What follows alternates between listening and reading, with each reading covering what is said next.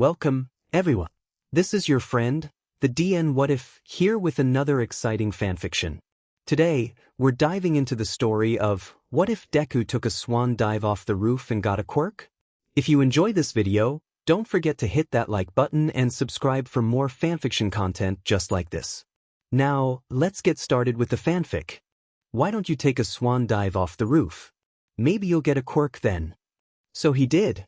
It honestly wasn't that bad, Izuku decided, because he was facing away from the ground.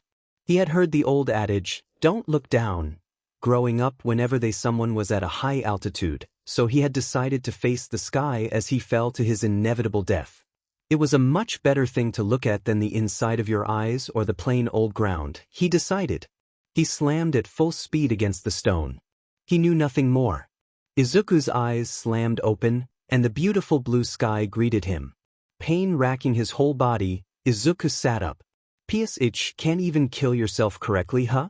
Izuku muttered, wincing as he brought his arm up to scratch his neck. "Looks like I really am good for nothing. Maybe I can get Kack-dash," the name stuck in his throat. Kacken was the one to send him off the roof in the first place. Izuku slowly got up, legs wobbling as if he had only just learned how to walk. Sighing as he had left his shoes on the roof, he made the painful trek up to the school's roof. Collecting his belongings, he left the building and headed home, leaving only the birds to find the incredible blood stain on the ground. Walking down the streets of Mizurufu, he noticed, to his confusion, a great crowd of people gathered around a single marketplace. Hearing the murmurs of people around him, he quickly gathered that it was a villain attack. Making his way to the front of the crowd, his suspicions were confirmed. Unfortunately, he also confirmed that Kacken was being held hostage and being used as a weapon against the various pro-heroes that had been gathered. He dimly heard Death Arms say that they could only wait until a pro-hero with a compatible quirk managed to get to the scene. But by then, Kacken would be dead. Before he knew it, he was running towards the deadly combination, not hearing the crowd lurch behind him or the assembled heroes cry out in shock. Not thinking, barely breathing despite his body being overworked, he took off his backpack and threw it at the mud-like villain. As it flew towards it, the backpack came undone, ejecting its contents. Izuku took this temporary distraction to launch himself at Kacken. He pushed him.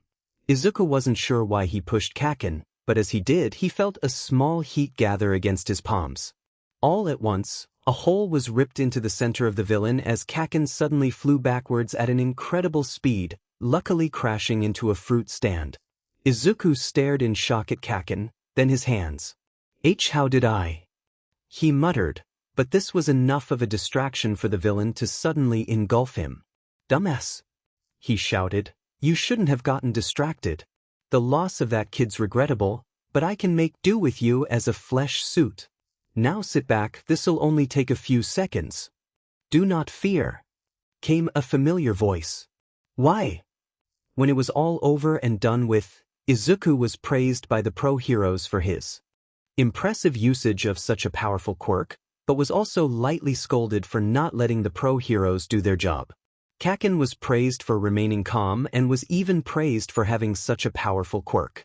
Izuku bit his tongue. There was no reason for them to know that Kacken had driven him to. Well, they wouldn't have believed him, as he was alive and well. And that was what was bothering Izuku as he walked home.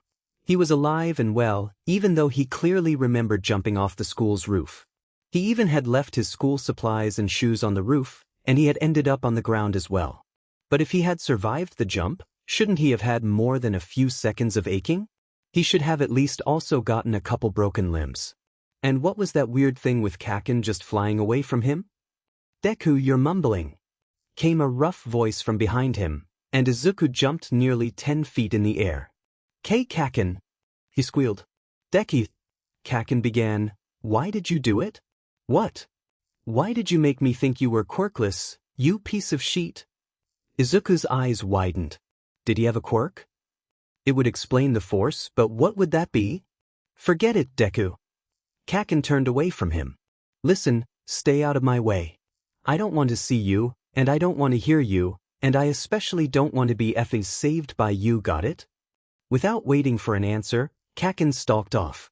Izuku sighed and walked back to his house. Come to think of it, he was feeling pretty tired. The rain fell hard that night, and in the middle of the night, Izuku woke up coughing.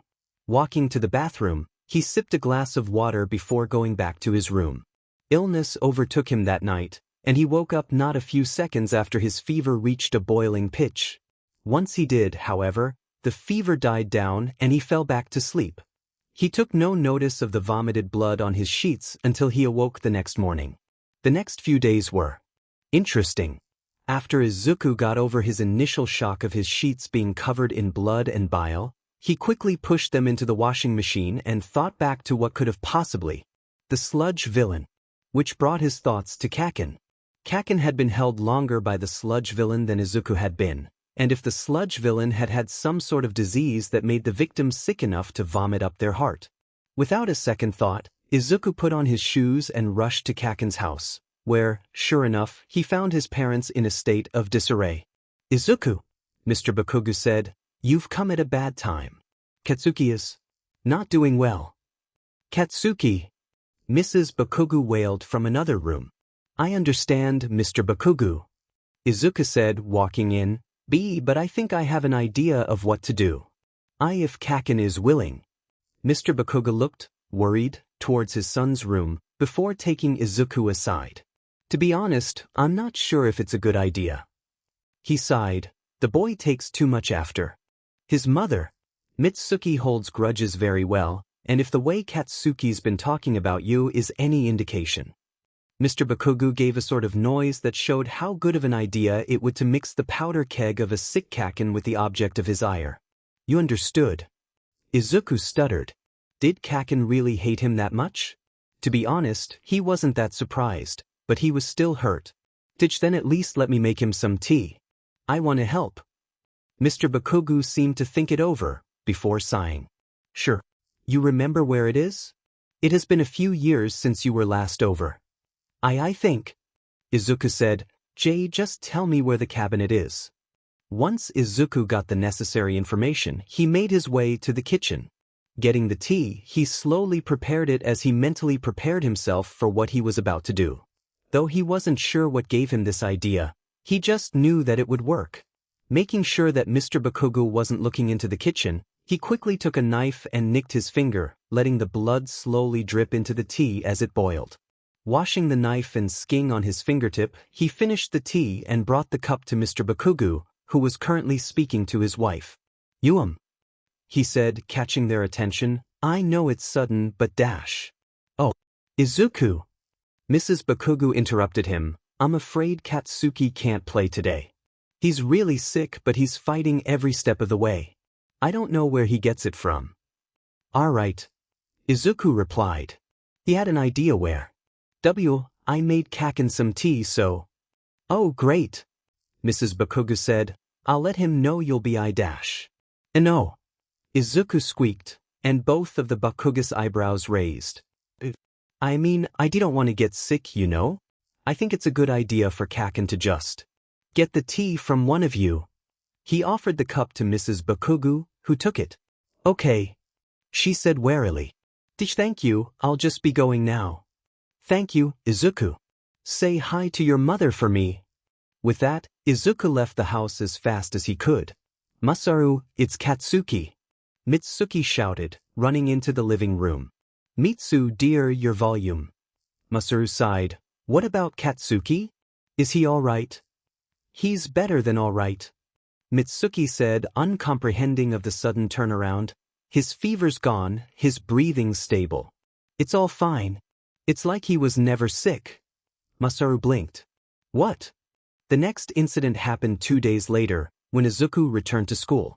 Apparently, the fight with the sludge villain had been widely broadcasted on the evening news, and currently everyone who had recognized him were now praising him for having such a cool and powerful quirk, and were now saying that with a quirk like that, he was a shoo-in for Yue. It was fake, and Izuku hated it. He almost started to cry, actually. But the weird thing was how Bakugu was avoiding him as if he was the horseman of the plague. Izuku sighed for the third time that day as he stared at Bakugu. He really wanted to drop, saying, "Kaken," but old habits died hard, and the girl next to him who had a sound echoing quirk if he remembered correctly looked at him strangely. When this newfound respect continued into the next day, and the day after that, Izuku realized that literally the only thing that had kept his life from being like this always was the fact that he just happened to be born without a quirk. Except he had a quirk, apparently, he just didn't know what the criteria to activate it were. The third incident came Tuesday evening, when he fell asleep in the bathtub. He had filled up the bathtub with quite a lot of hot water, and this had soothed him to sleep. He woke up at the bottom of the tub, totally submerged. Immediately, he surfaced and spat out all the water that was in his mouth. Except the water kept coming, in a steady stream that contained more water than what should have been in a human body of any size. Izuku closed his mouth and opened it again. When nothing happened, he thought about the odd torrent of water, and the liquid immediately came gushing out until Izuku shut his mouth again. It was at this point that a sobbing Midoriya Inko crashed in through the door, holding her cell phone. Izuku! Izuku's mom shouted, wrapping her arms around her wet son. Mike-chan. You won't believe this, but Izuku's okay. She sobbed into the phone. I had thought the worst when I saw Izuku was at the bottom of the tub and he wasn't moving. What? Why didn't I call an ambulance? Mike-chan, you know how to do SIB. I would have had you guide me. Her quavering voice faded as she walked to a different room. Izuku paid it no mind. He had fallen asleep in the tub. He was at the bottom. His mom had found him at the bottom and was going to perform CPR. Judging by how cold the water had been when he woke up, it dawned on Izuku that he had drowned in the tub. He had died. Izuku immediately thought back to when he woke up in the middle of the night with a fever, then woke up in the morning with blood and vomit all over his sheets. Then he thought back to the day before that, when he had certainly hit the ground after jumping off of the school roof. Had he died those times then? If so, how did he get antibiotic blood and super strength? And, just recently, how had he been shooting copious amounts of water out of his mouth? This required analyzation. And luckily, Izuku was practically already a pro at that. July 19th. It has been about a month since I first accessed my quirk, and I am currently still trying to make sense of it. My current hypothesis is that whenever I experience what would have been a fatal accident, I don't actually die, I just pass out for about 5 seconds. After that PRD, I awaken with some sort of ability tangentially related to what would have killed me. Of course, I need to test this hypothesis, and I also need to figure out whether or not I actually die. Although my initial guess last month was that I actually die, it doesn't explain my ensuing revival. You would think I would have at least a couple broken bones by now, but all I got from jumping off the school was a dull pain. Maybe it's regenerative? Beyond that, it doesn't explain what I did for Kakbakugu, nor how I knew that I would be able to do this. Perhaps I have some sort of latent ability to stop other people's death? Needs testing. July 25th. It doesn't make sense. An instinctive usage would make total sense, but that doesn't explain what happened that would have granted me the power to heal Kabakugu of his illnesses. I really need to test this, because I'm running off of some potentially misguided hypothesis. Maybe I do die, but I then absorb the flames of life from some departed soul? I've heard of children getting combinations of their parents' quirks. Bakabakugu has something similar, but that sounds really far-fetched. Then again, so does suddenly waking up at 14 on the pavement with a quirk that makes you unkillable. 6. I managed to test my hypothesis. I got bitten by a spider. Specifically, a red-backed spider. It's kind of anticlimactic, really. You go with your mom on a trip, you stay at some sort of rustic inn, and in the middle of the night, you wake up to a highly venomous spider biting you in the jugular vein. Unfortunately, I don't get some sort of power that lets me stick to surfaces or foretell danger or anything, which would have been valuable, seeing as I seem a lot more accident-prone lately. I keep accidentally cutting myself on things. I can create string now, though. It's kind of lame, to be honest. It's not even prehensile or sticky or anything. It's just string. I mean, I can make as many threads as possible, which is nice, I guess, but it's pretty useless compared to the other ones I have. Even my water jet, I need to come up with a better name, but it's still better than projectile water vomiting, could probably be used in a fight. Oh well, maybe it's good for capturing villains. Maybe I should test how strong it is. On another note, am I becoming too blasé towards the idea of my own death? To be fair, I don't think I've ever died once, and I seem unkillable, but just once I'd like to do something without the very real possibility of getting injured. August 20th. So apparently I can only have one ability active at a time. To test this, I decided to start playing with the string and then shoot some water into the tub. When the water appeared, the string suddenly disintegrated. I tested this again, though, and I cut the string off before shooting water, and it seems the string will stay so long as it's not physically attached to my body. I nearly avoided dying again, I decided to go over to that beach nearby, and I tripped over a discarded microwave and almost fell into a fridge. Luckily, I activated my big hit, also needs a rename, and gave it a palm strike that sent it flying backwards. I fell into the sand instead. After getting up and activating my antivirus blood. Just in case of any pathogens, I decided that, since no one else seemed to be doing something about this, I should clear up the beach. Who knows, I've been meaning to work out, maybe this'll be my opportunity. I should also start dieting, as exercise is only half of a workout, and you need food for energy, but the right kind of food too. Maybe I can ask some dietitian online? I know I bought some weights a long while back with Mom's credit card, so maybe I can use those too.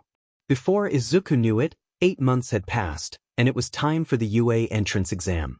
Despite his complete inexperience with quirk usage, Bakugus, he was getting better at replacing Bakugu's name in his mental filter, but every now and again he still slipped. Ever-present distance, his beach cleanup regimen, he was almost done, he just had to figure out how to remove the trash itself, and just general nerves. Izuku was absolutely certain he was ready to go in there and be the greatest hero candidate UA had ever seen. Of course, there was still the likely chance he'd end up falling underneath a train and end up becoming some sort of F-ed-up teak-teak caricature, so he decided to ask his mom to drive him to the school directly after he showered. He didn't take baths anymore, even though he didn't remember drowning, he still lived through it, and he didn't want to know if he could survive the same thing twice. It was a relatively quiet trip, with Izuku listening to music as he watched shapes fly by, but sometimes his mom would ask a question. Before he knew it, there he was. UA Academy. Izuku breathed in, steeled his nerves, and took his first step. He ended up tripping himself. This is fine, he thought as he fell forward. This is totally fine. He stopped falling. Izuku blinked. A pretty face waved into his field of vision. Oh, sorry about using my quirk on you so liberally, but doesn't it seem like bad luck to trip before an exam? With absolutely no trouble, the girl moved Izuku into a standing position and then touched her fingertips together. Izuku stopped floating and landed softly on his feet. Good luck in the exam. I bet you'll do great. And she was gone. Though Izuku had died, he had returned to the first hypothesis he had, and had accepted he had died, though he still didn't understand why he had regenerated from all wounds upon revival, for times and almost died many more. He was still a shy, inexperienced 15-year-old. So one could absolutely forgive Izuku for immediately turning bright scarlet. A girl talked to me. A cute girl? Holy shit. Cheeks still red, Izuku hurried into the entrance hall, took a number, sat down and waited. He knew that this was going to be the absolute best day ever. This was the absolute worst day ever. Forget when he had committed suicide and then gotten sick with some sort of fast-acting degenerative illness. Forget when he accidentally got stuck in that broken oven and had panicked for a solid 15 minutes. Before he realized he could have just kicked the door open in all that time. Forget when he was 9 and he failed to purchase All Might poster N4023 gold variant. It was a limited edition collectible. Bakugu, what do you know? This was the worst day of his life. First of all, he had tripped in front of that cute girl. That was crime one. Second, that weird boy with the glasses called him out in front of an entire auditorium of people just for mumbling under his breath. Seriously? Was he that loud over present mic, the voice hero himself? How'd he even hear him? The guy was across the room. The third point just combined the two, as he had gone over to thank the cute girl, and the weird guy just started shouting about how he was some sort of analytical mastermind. Sure, Izuku may be analytical, but he was not a mastermind, he was a total dumbass when it came down to it. Hold on. Izuku shook his head and continued his search for any and all point robots. Herein was point 4. After getting over the shock of the initial rush into the testing grounds, he had yet to find a single intact robot. The only one he had encountered was quickly destroyed by some cute French boy who could shoot lasers. He was going to finish the exam with 0 points. This was officially the worst day ever. Suddenly, the ground began to shake, and a shadow loomed over the testing hopefuls.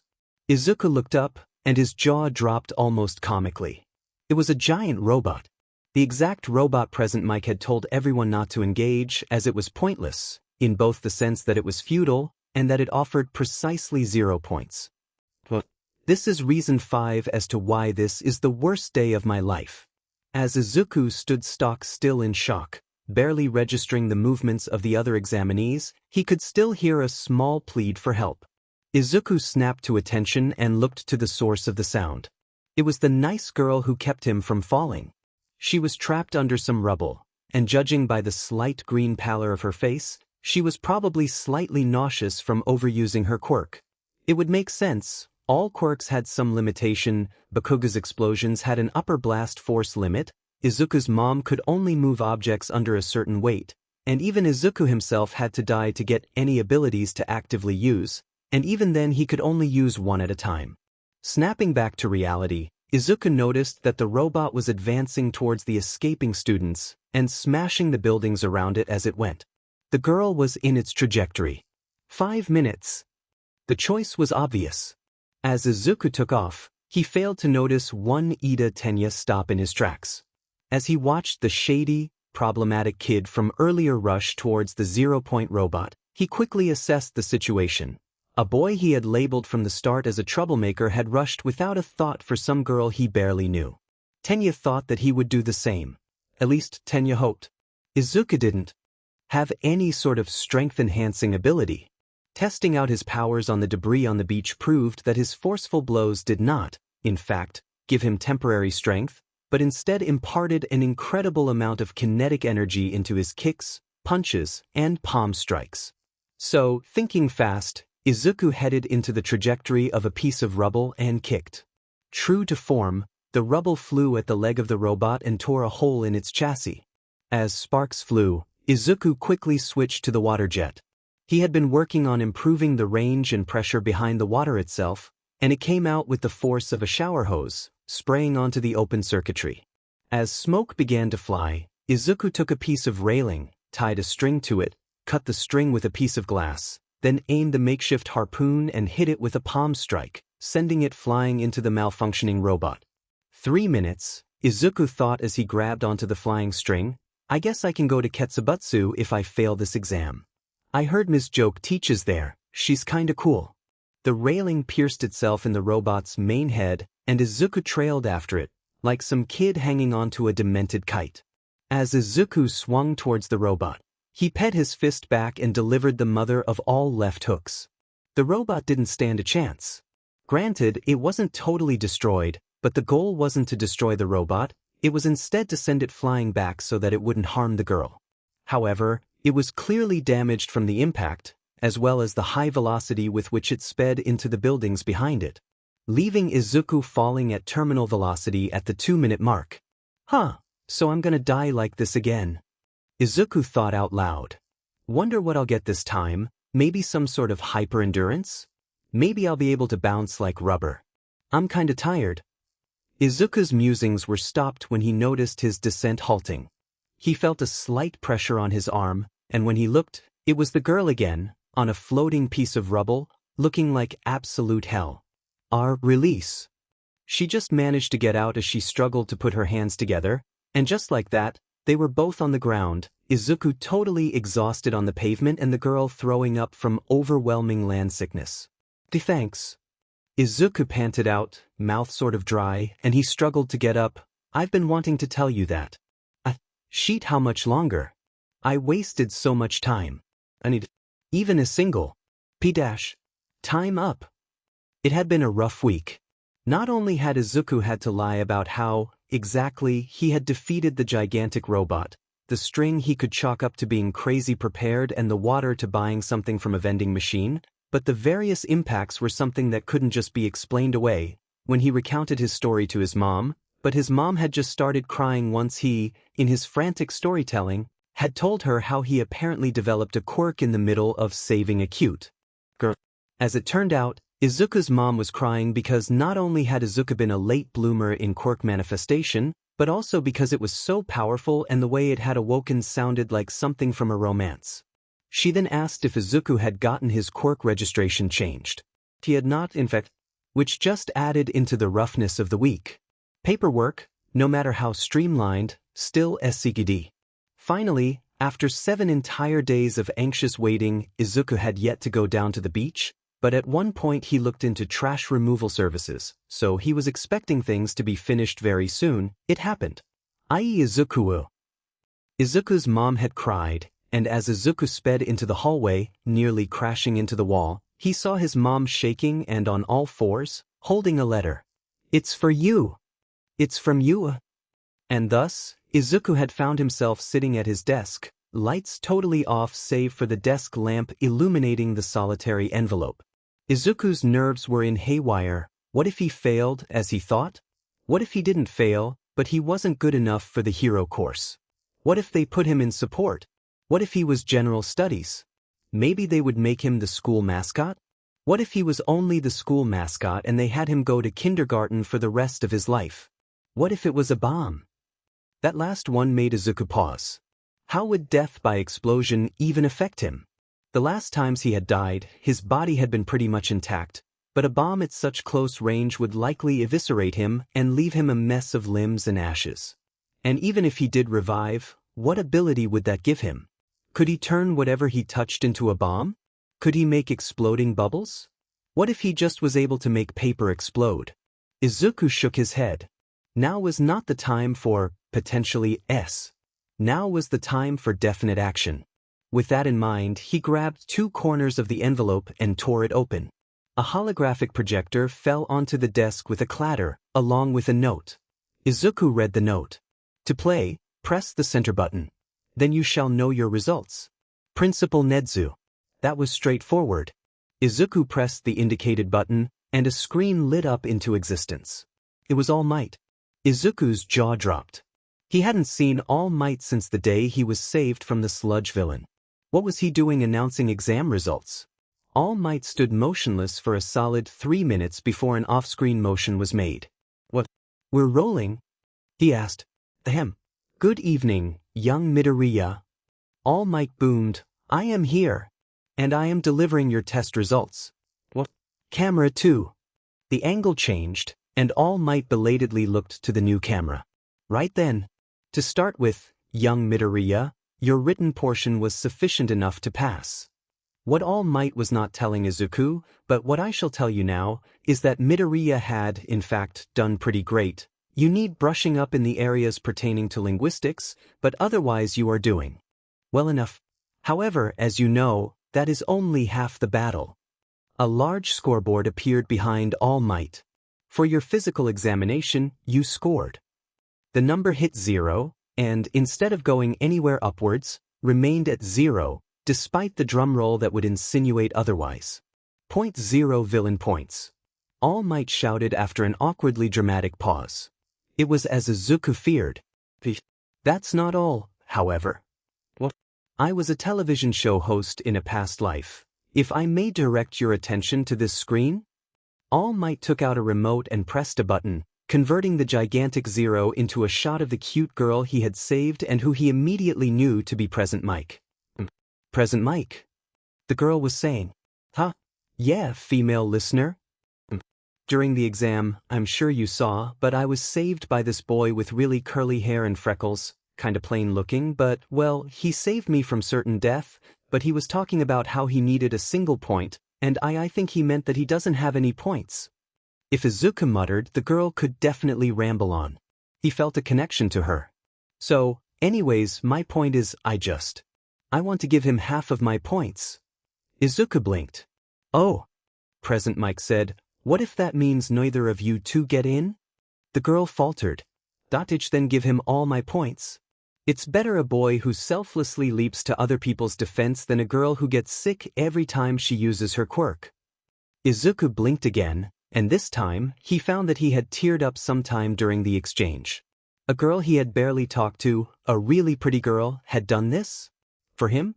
Worry not, female listener. Present Mike said, you'll still be getting in. But we're not going to give the young man the points. What? But Dash. Don't fret it. Things you'll work out. Promise. The screen paused. Young Midoriya, All Might said, what you did for that young lady, that selflessness your actions inspired in her, was absolutely stunning. We almost never see it in these exams, I think.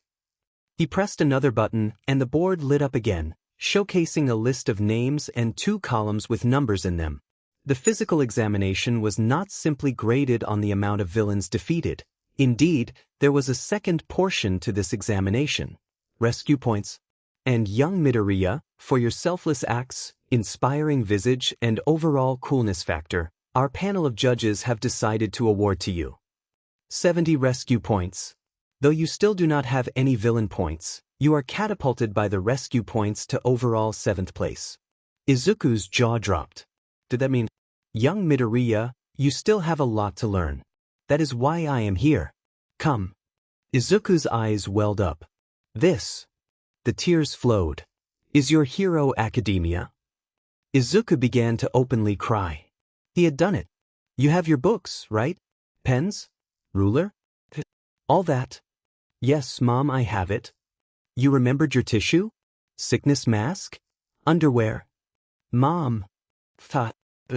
Messing with you, Izuken. Izuku smiled and put on his shoes. It was nice to hear his mom worry about him. I'm off then. He opened the door. Izuku. His mom said. Izuku turned towards her, and his eyes met Midoriya Inko's tired, yet loving gaze. I'm so proud of you. Go do your best at becoming Japan's #1 hero. With a swelling sense of happiness that not even a lightning bolt from the clear skies could burst, Izuku nodded. Thank you, Ma. Love you. And with that, Izuku ran down the steps of his apartment building and made his way to the streets. Izuku looked at one of the giant screens playing the news. Apparently, All Might had officially given a statement that he was going to be teaching at UA himself, and he was looking forward to teaching heroics classes.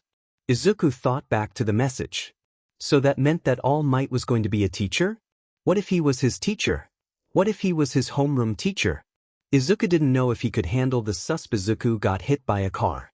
This was probably long overdue, Izuku thought to himself as he flew through the air in a perfect arc. It has been a while since anything really bad happened. And with that, Izuku hit the street in such a way that his neck snapped perfectly, killing him instantly. 5 seconds later, Izuku woke up, yet he kept his eyes closed. His neck actually really hurt this time, and he waited for it dull down to a faint throb before he opened his eyes. It was quite a sight. About 3 different people, one of them likely a hero considering her outfit, were all reprimanding who he assumed to be the driver who had run a red light. Not only that, they probably all believed that he had just gotten badly injured instead of died. Lucky for him, then, he hadn't made it public that his quirk made him immortal. He was not starting now. Slowly, he got up, to the sounds of surprise from some onlookers. Ignoring them, Izuku looked around and started to gather his things, which had scattered with the impact. Kid, you all right? A voice he recognized as Death Arms shouted, running over to him. Ugh! Izuku winced at the loudness of the man. Turns out he had a slight headache too. I'm fine. Wait, hold on. Izuku cracked his neck. Now I'm fine. Can you hand me my watch? I think it fell off. Sure. Death Arms moved away, and by the time he had come back, Izuku had finished picking up his loose affects and placed them into the bag. This All Might watch, right? That's it, thank you, Death Arms. Izuku said, absent-mindedly putting on the watch. Sorry if I'm not the stuttering wreck I normally would be, I think I died. Really? Death Arms replied with a bit of a chuckle. Could have fooled me, you're pretty active for a dead guy. Guess I am, hey. Izuku sheepishly smiled, then looked at his watch. His eyes bugged out. I'm late. Izuku squealed, jumping to his feet. I'm gonna miss my train. And with that, he ran off to the station. Death Arms blinked the guys.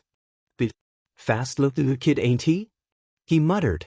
Somehow, Izuku had made it in time for his train, and after an incident-free train ride, he was once again here. UA Academy. This was it. Izuku took a deep breath and took his first steps as a student of those hallowed halls. It went a lot better. He didn't trip. Pleased with his small success, Izuku made haste and went into the hallways. The class schedule he had gotten placed him in Class 1A, and while he was happy that they at least considered him talented enough to be in the premier class of the year, he was worried. Bakugo was also pretty powerful, and he didn't know what he would do if either he or that weird glasses kid were in the same class. On the other hand, he wouldn't mind that girl being there too.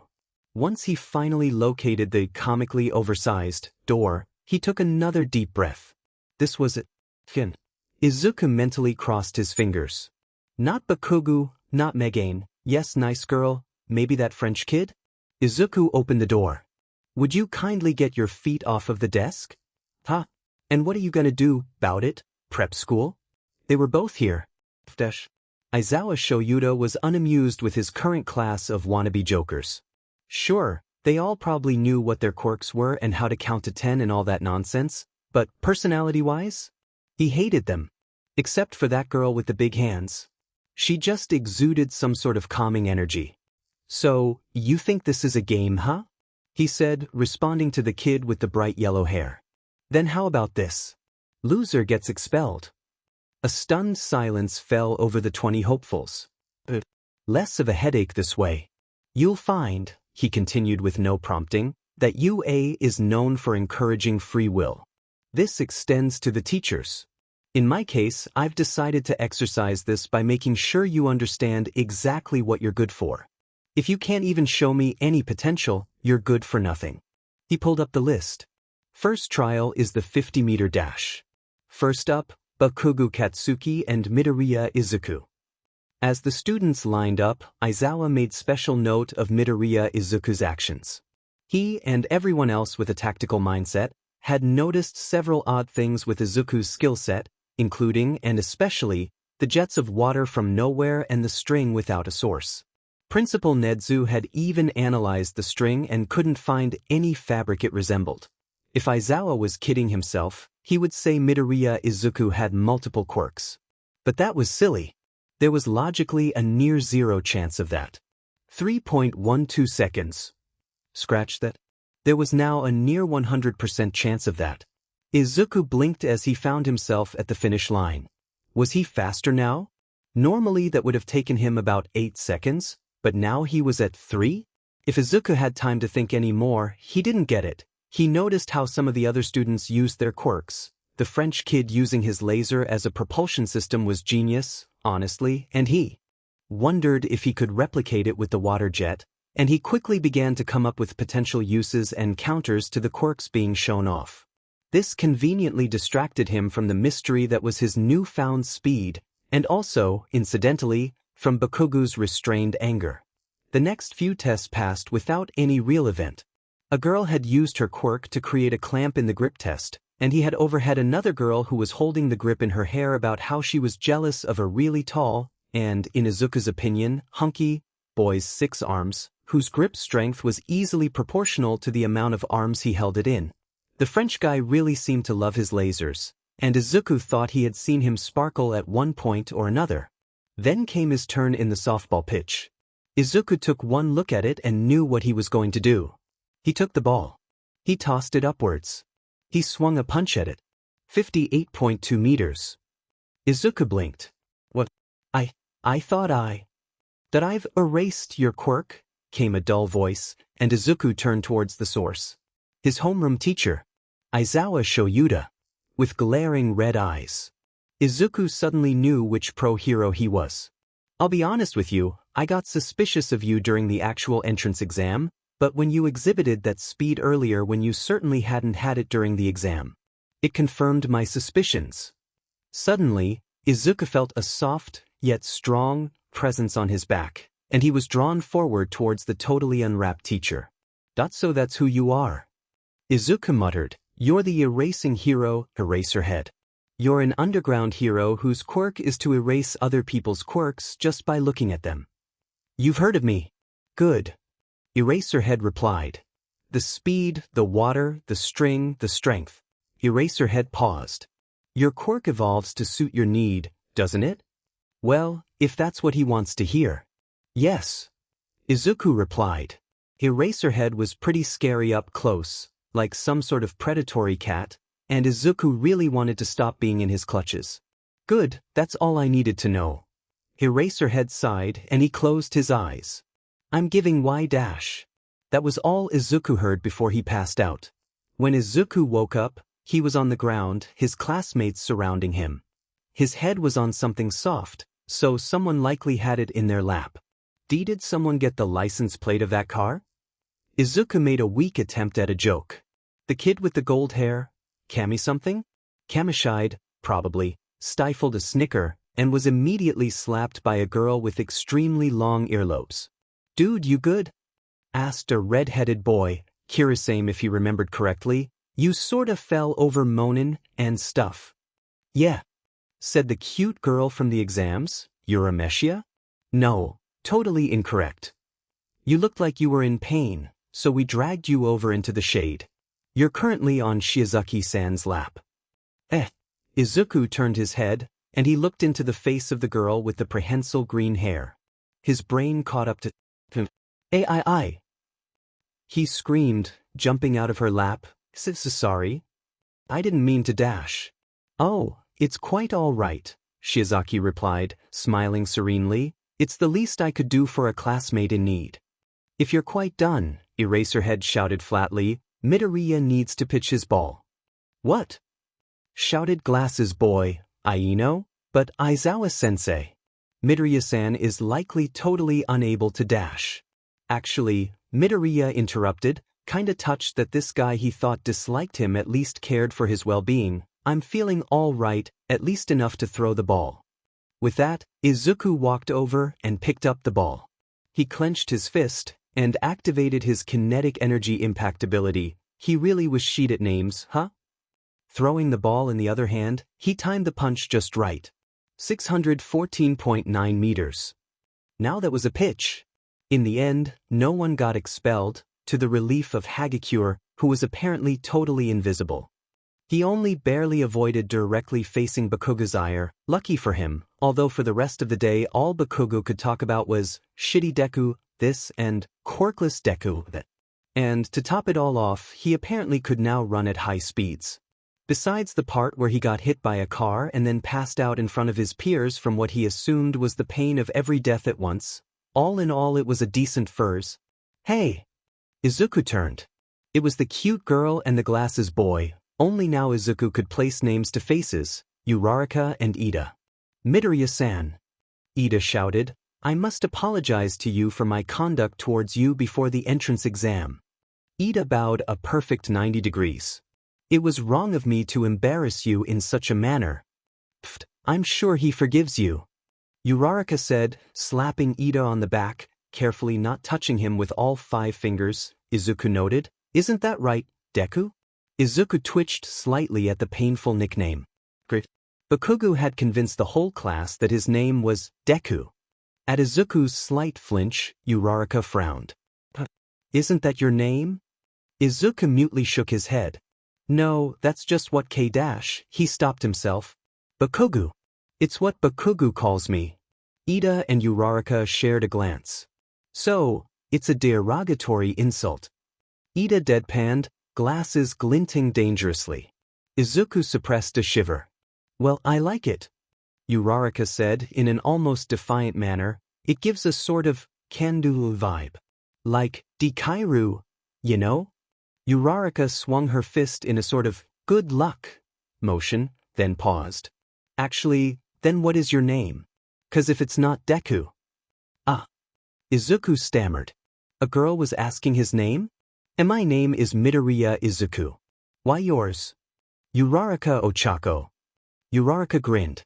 And I am Ida Tenya. Ida shouted, extending his hand. A pleasure to meet you. Izuku shook Ida's hand, and as Uraraka threw her arms around them, Izuku knew this was going to be a good school year. After the incident that was his first day, Izuku fell into a surprisingly normal rhythm. Despite its lofty reputation, was still ultimately just a high school after all. The only real difference, he supposed, was that regular high schools didn't have their classes taught and lunches served by pro heroes. However, despite his amazingly mundane studies, he really only felt it was a prologue to the true event at the end of the week. It was the event the entire class was talking about, what the entire school couldn't stop gossiping about. All Might's class, Foundational Hero Studies. There were several rumors. All Might was going to pit the heroics classes against each other in a tournament of skill. All Might was going to have everyone introduce themselves and their quirks. All Might was going to take the class with him on a patrol. Theories and speculations ran wild, and Class 1A was no different. Speaking of Izuku's homeroom, he couldn't think of a more colorful group that he was a part of before, not a hard action, as he hadn't been part of a group before the sludge villain incident, and even then, he hadn't wanted to be around the people who had mistreated him for being apparently quirkless. Seriously, he was actually included in his classmates' discussions, and it was almost surreal, being liked just for existing instead of for having a quirk.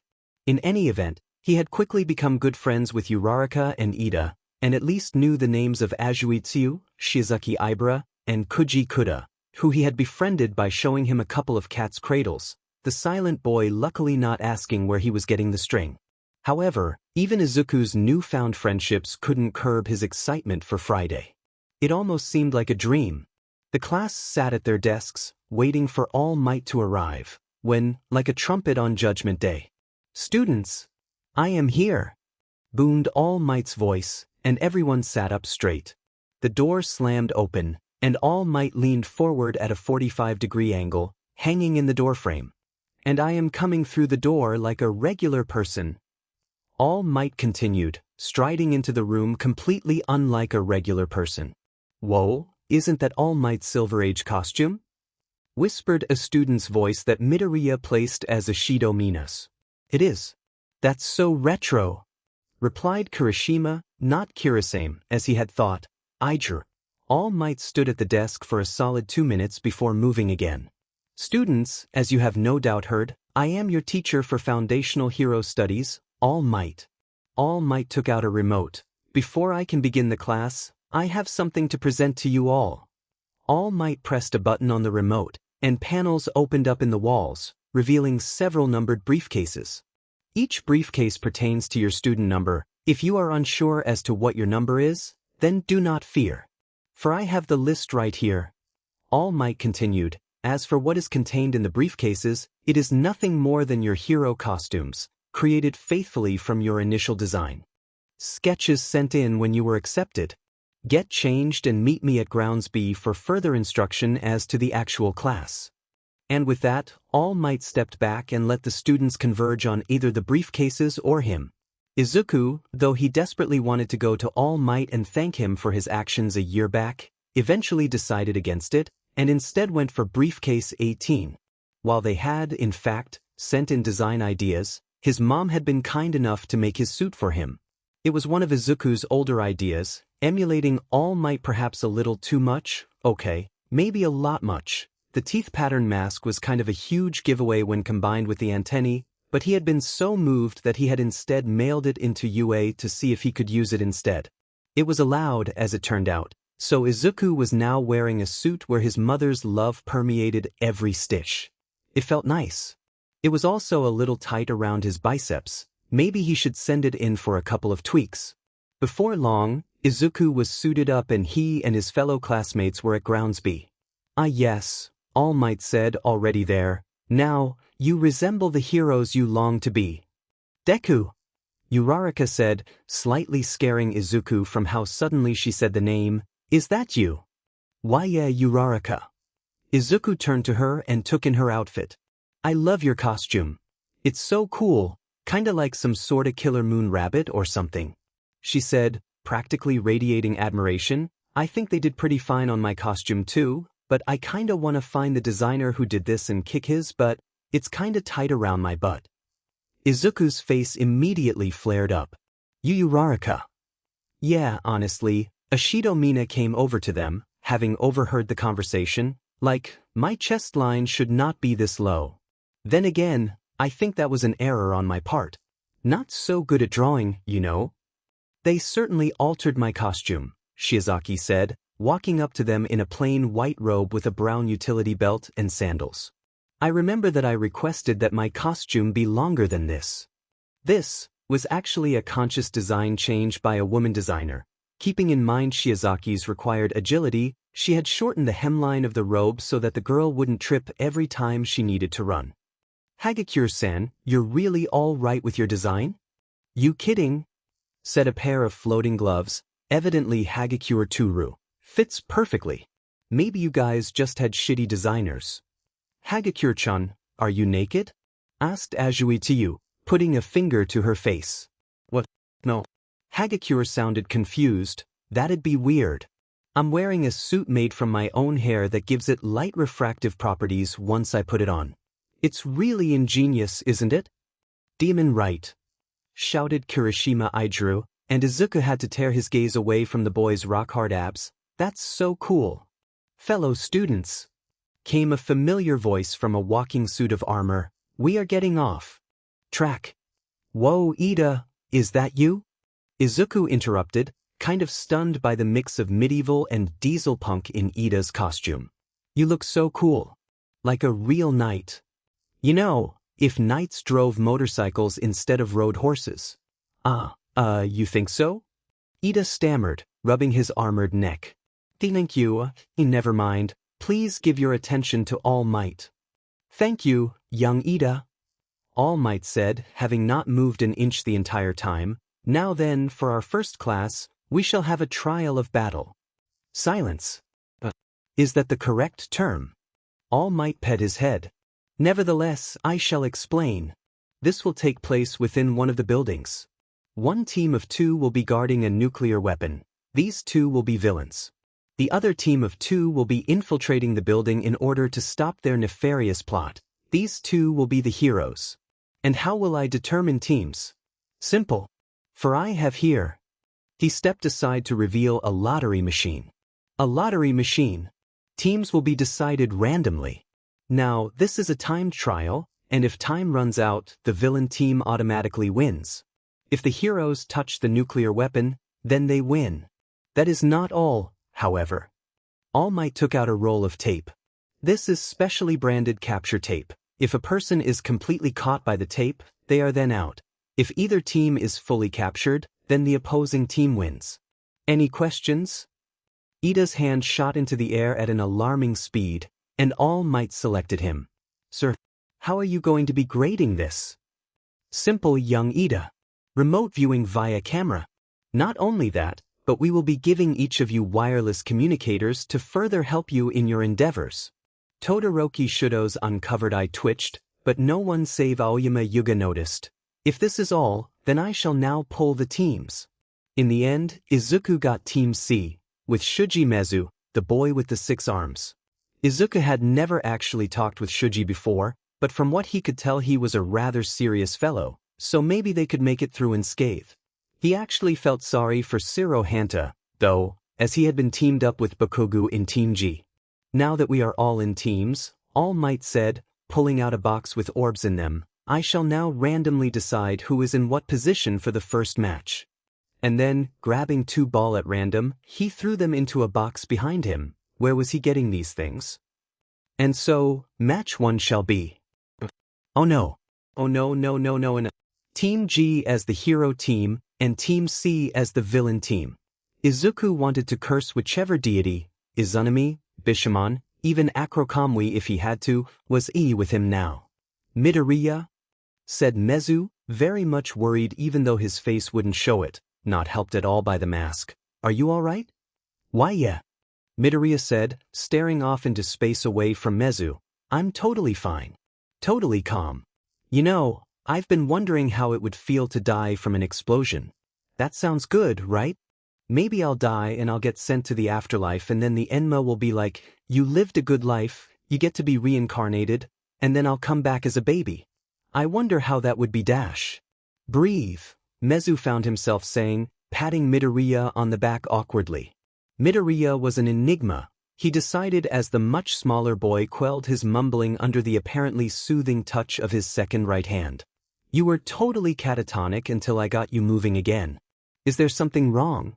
It's fine, Midoriya said, turning away. Are you sure? You can trust me. Mezu said, I'm all ears. When Midoriya turned to Mezu and saw that he had shifted all 6 of his arms into ears, Midoriya looked startled before laughing quietly. That was a terrible joke. It was, but it's best one I've got offhand. And with that, the ears were hands, to Midoriya's laughing groans. Man, you're so bad at this. Midoriya laughed. It was a cute laugh if Mezu was being honest. Midoriya sighed. It's just. Okay, fine, it's Bakugu. Mezu blinked. Bakugu Katsuki? Yeah, we were childhood friends. Or at least I thought we were. Midoriya looked out the window. Problem is, I was a late bloomer. I didn't get my quirk till a lot later in my life, and Bakugu got his pretty much as soon as he could read.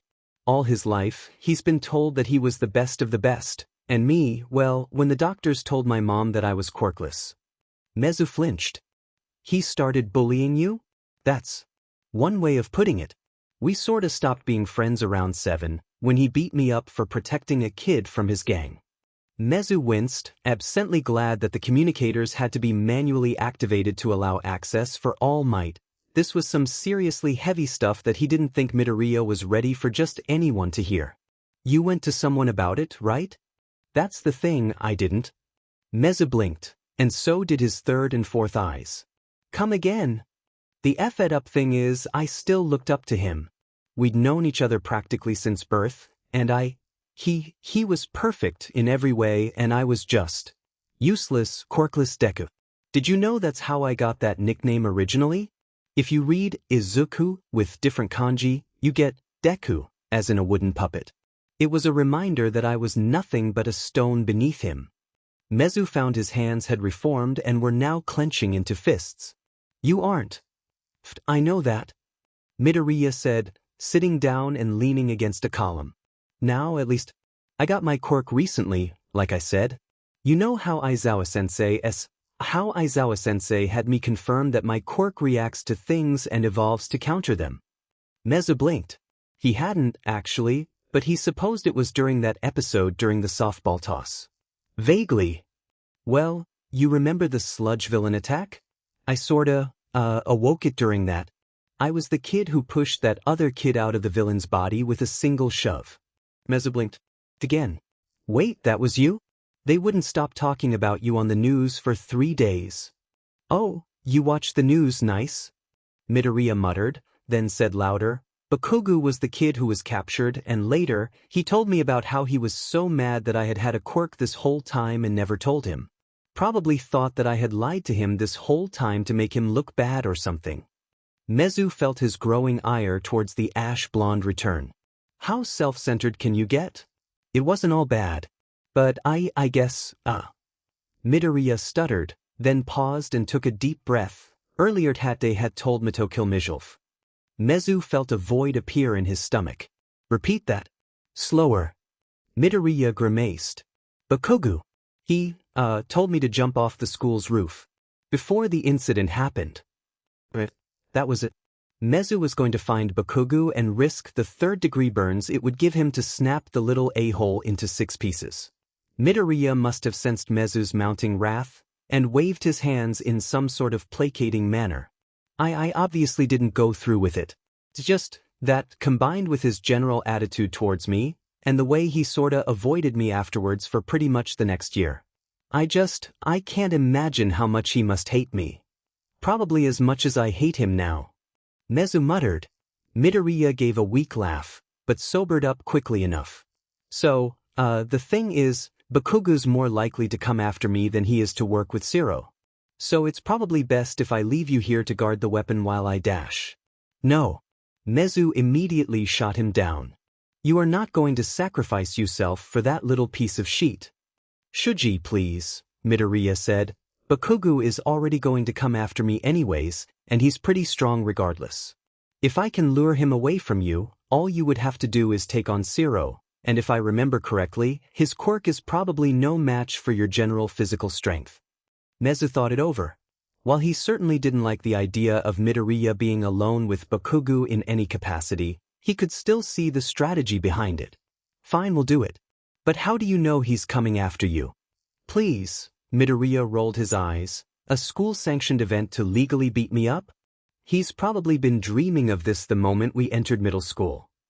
I am liking this plan less and less, and hating Bakugo more and more. We are about to begin, came All Might's voice suddenly, and Shuji grew extra ears in anticipation. Midoriya moved to the door. We're talking about this later. Mezu found himself saying to Midoriya, that I'd kinda like that. Midoriya replied, not looking at Mezu. Mezu took that as a confirmation that they would, indeed, talk about it. Mezu didn't like saying things he didn't mean. If both teams are ready then. Start. As Shiro Hanta aimed his elbow, he gave another rough sigh. All those minutes of trying to strategize with Bakugo, and it just kept on devolving into some weird rant about how Deku had some nerve thinking he was hot sheet just 'cause he's got a quirk now. Honestly, he had thought that Bakugo was kind of a cool dude, but after all that ranting, he was just kind of tired of him. So, it came as no surprise to Hanta when Bakugo just charged right on into the building without even considering what Shiro would be doing. At least Bakugo had told Hanta to stay out of it. He was glad to do so, honestly.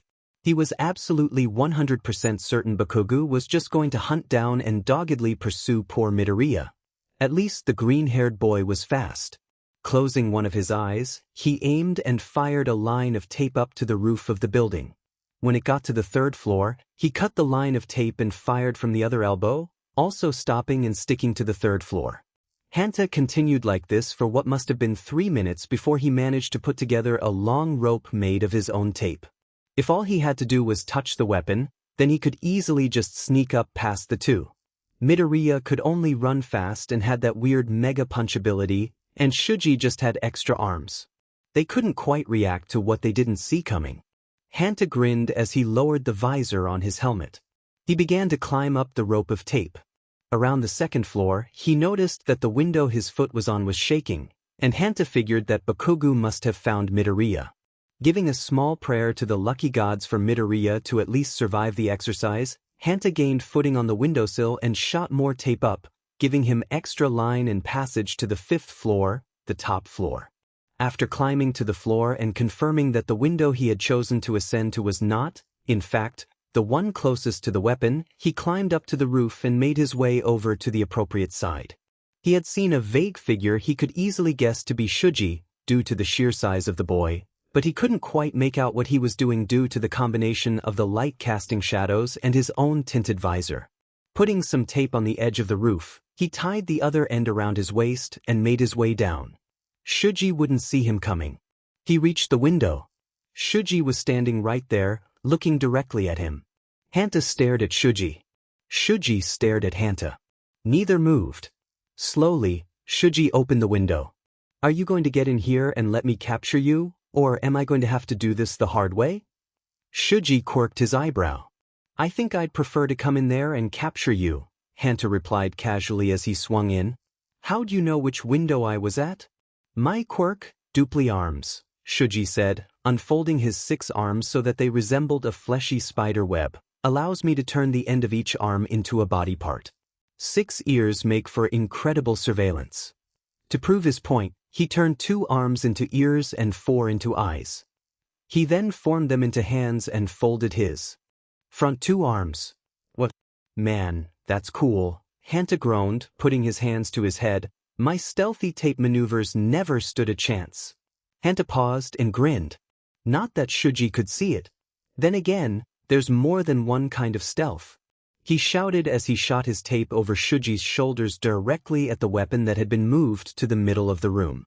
The tape had managed to make contact before Shuji grabbed it and pulled on it, launching Hanta towards him. Hanta's eyes widened as Shuji readied a 3-handed left hook. That's when the floor exploded with enough force to throw both boys and the weapon to the walls. Several minutes earlier, Izuku's head spun with stratagems and tactics as he made his way down the winding, monochromatic hallways. This wasn't some trash on the beach that he was trying to find, nor was it an errant point robot he was hoping to come across so that he could be accepted into school. This was Bakugu. Sure, Bakugu made his life hell for the most part and was an inconsolable JRK when he wasn't lording himself over Izuku, but he was still incredibly powerful. In this weather, Explosion had no weaknesses. Izuku wasn't quite sure if his water spout was useful for this sort of thing or not, but it would likely interact with the explosions and create steam and make things generally worse for Izuku, and then Izuku would die of steam burns, and then the jig would be up and… Breathe. Breathe, Izuku. Izuku thought about what he knew about Bakugu's fighting style. Bakugu tended to lead with a right hook. Right fair. However, if he could remember the layout of the building correctly, Bakugu would be coming from around a corner where it would be incredibly awkward to swing his right fist. A right turn, from Bakugu's perspective, that would force him to use his left hand. Therefore, Izuku would have the defensive advantage. Of course, there's a major problem. Izuku wasn't sure where Bakugu even was in the building. Bakugu was just as likely to be hiding around a left turn to ambush with a right hook as he was to just jump out from a right turn. Not only that, Bakugu had the instincts of a killer whale and power beyond that, so Izuku would have to counter all of that. DKU. Bakugu screamed, jumping out from a corner on Izuku's left. Bakugu had made a right turn, his left arm already swinging with incredible force at Izuku's head. Having planned for this possibility not seconds ago, Izuku reached up, grabbed Bakugu's arm, then used the momentum to flip Bakugu over his shoulder, slamming him into the ground. Bakugu, Izuku said, normally, you begin with a right hook, but since there's only one ground entrance to the building, and I knew you would be hounding me single-mindedly, I knew you would have to come from behind a left corner, forcing you to use a left hook.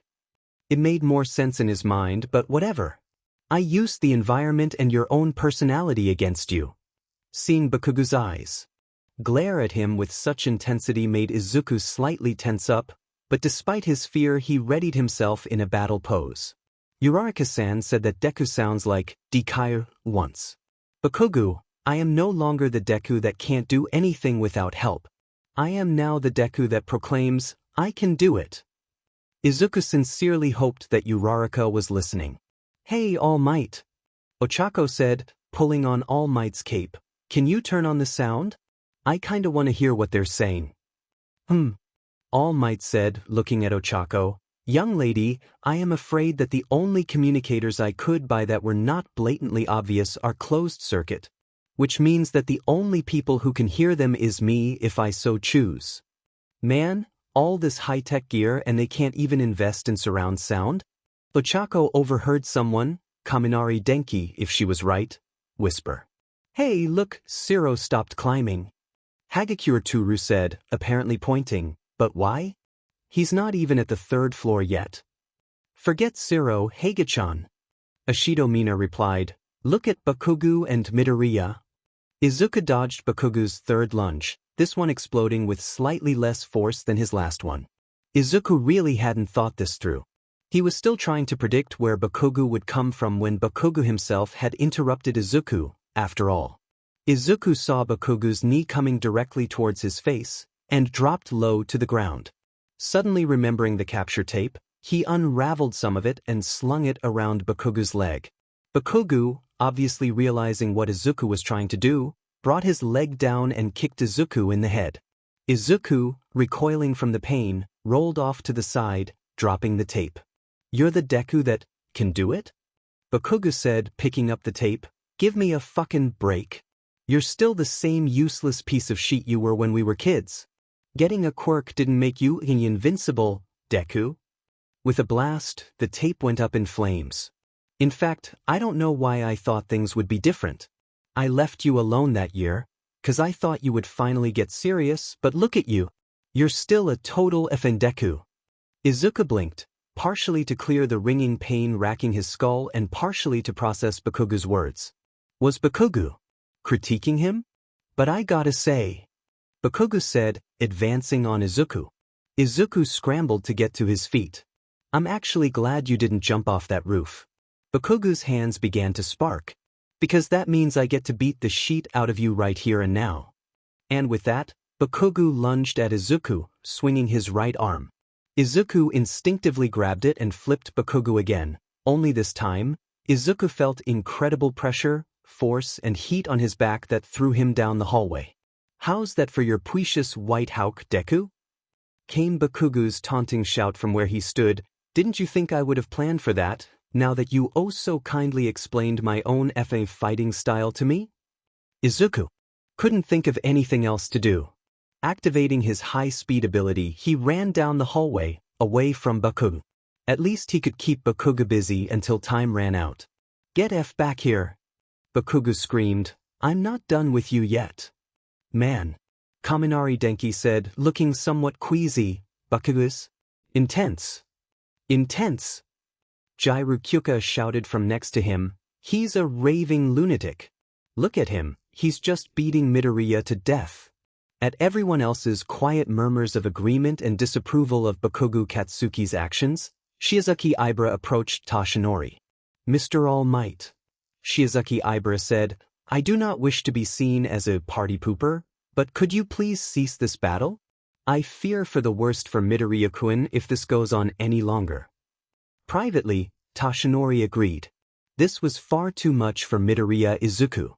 However, "Young Bakugu," Toshinori said into the microphone, turning on his line and allowing him access to Bakugu Katsuki's earpiece, "I am giving you a verbal warning. If you continue to act in this manner, I will stop the exercise and give you detention. Am I clear?" "Detention?" Sato-Rikido shouted. "Dude should be suspended for doing that." "Am I clear, young Bakugu?" Toshinori repeated into the microphone. Yeah. At this, Toshinori let out a breath he hadn't known he was holding. "Very well. So long as you understand the consequences, I shall let the exercise continue." Izuku ran into the room at the end of the hallway, a large atrium with 2 large pillars and windows that let in large amounts of light. Unfortunately, besides the window, there was no other escape route. He was a cornered rat. "Oh, Deku. And here's my cat then. Guess what?" Slowly, Izuku turned around to face Bakugu, who seemed to be deliberately walking slowly down the hallway. "My gauntlets aren't just a weird design quirk, you know. I had them specifically designed to collect my sweat. I did this so that I would not only have a way to cover my range problems, but also so that I could have a strong attack when I would logically be tired out from fighting." Bakugu pointed an arm at Izuku, and Izuku could barely make out the sparse light glint off the barrel embedded into the grenade-like design. "So," Bakugu continued, grinning widely as he wrapped his finger around the seemingly decorative pin on the gauntlet, "guess what'll happen if I pull this pin, firing all my collected, explosive sweat?" "All might," Uraraka Ochako shouted. "I don't know what that's going to do, but it's obviously not good." "I agree. Young Bakugu," Toshinori shouted into the microphone, "if you continue like this." "Don't worry, All Might," came Bakugu Katsuki's heated, almost excited shout. "He won't die if I don't hit him." Bakugu Katsuki pulled the pin. There was a flash of light, the ground shook, and the feed cut off. "What?" Kaminari Denki shouted. "What the F happened? Where are they?" Obviously, the explosion was strong enough to overheat the cameras or something, came Jirukyuka's panicked reply. "Jesus!" Kirishima Ijiru shouted, to Shiozaki Ibara's disappointed look, which quickly turned to a gasp at his next statement. "Look at Siro and Shuji." Hanta groaned as he stirred against the wall. He hadn't been knocked unconscious, but everything still hurt. From what he could tell, there was now a huge hole where the floor should have been. The weapon was against another wall, intact. From what he could tell, he could distantly hear Bakugu's shouting from inside the hole, and Shuji was just standing up. "Siro!" Shuji shouted. "Are you all right?" "Yeah," Hanta replied. "What the F was that?" "You tell me." Shuji retuned. "I swear, if that piece of garbage Bakugu as so much as singed Midoriya's hair dash." "Wow, protective much?"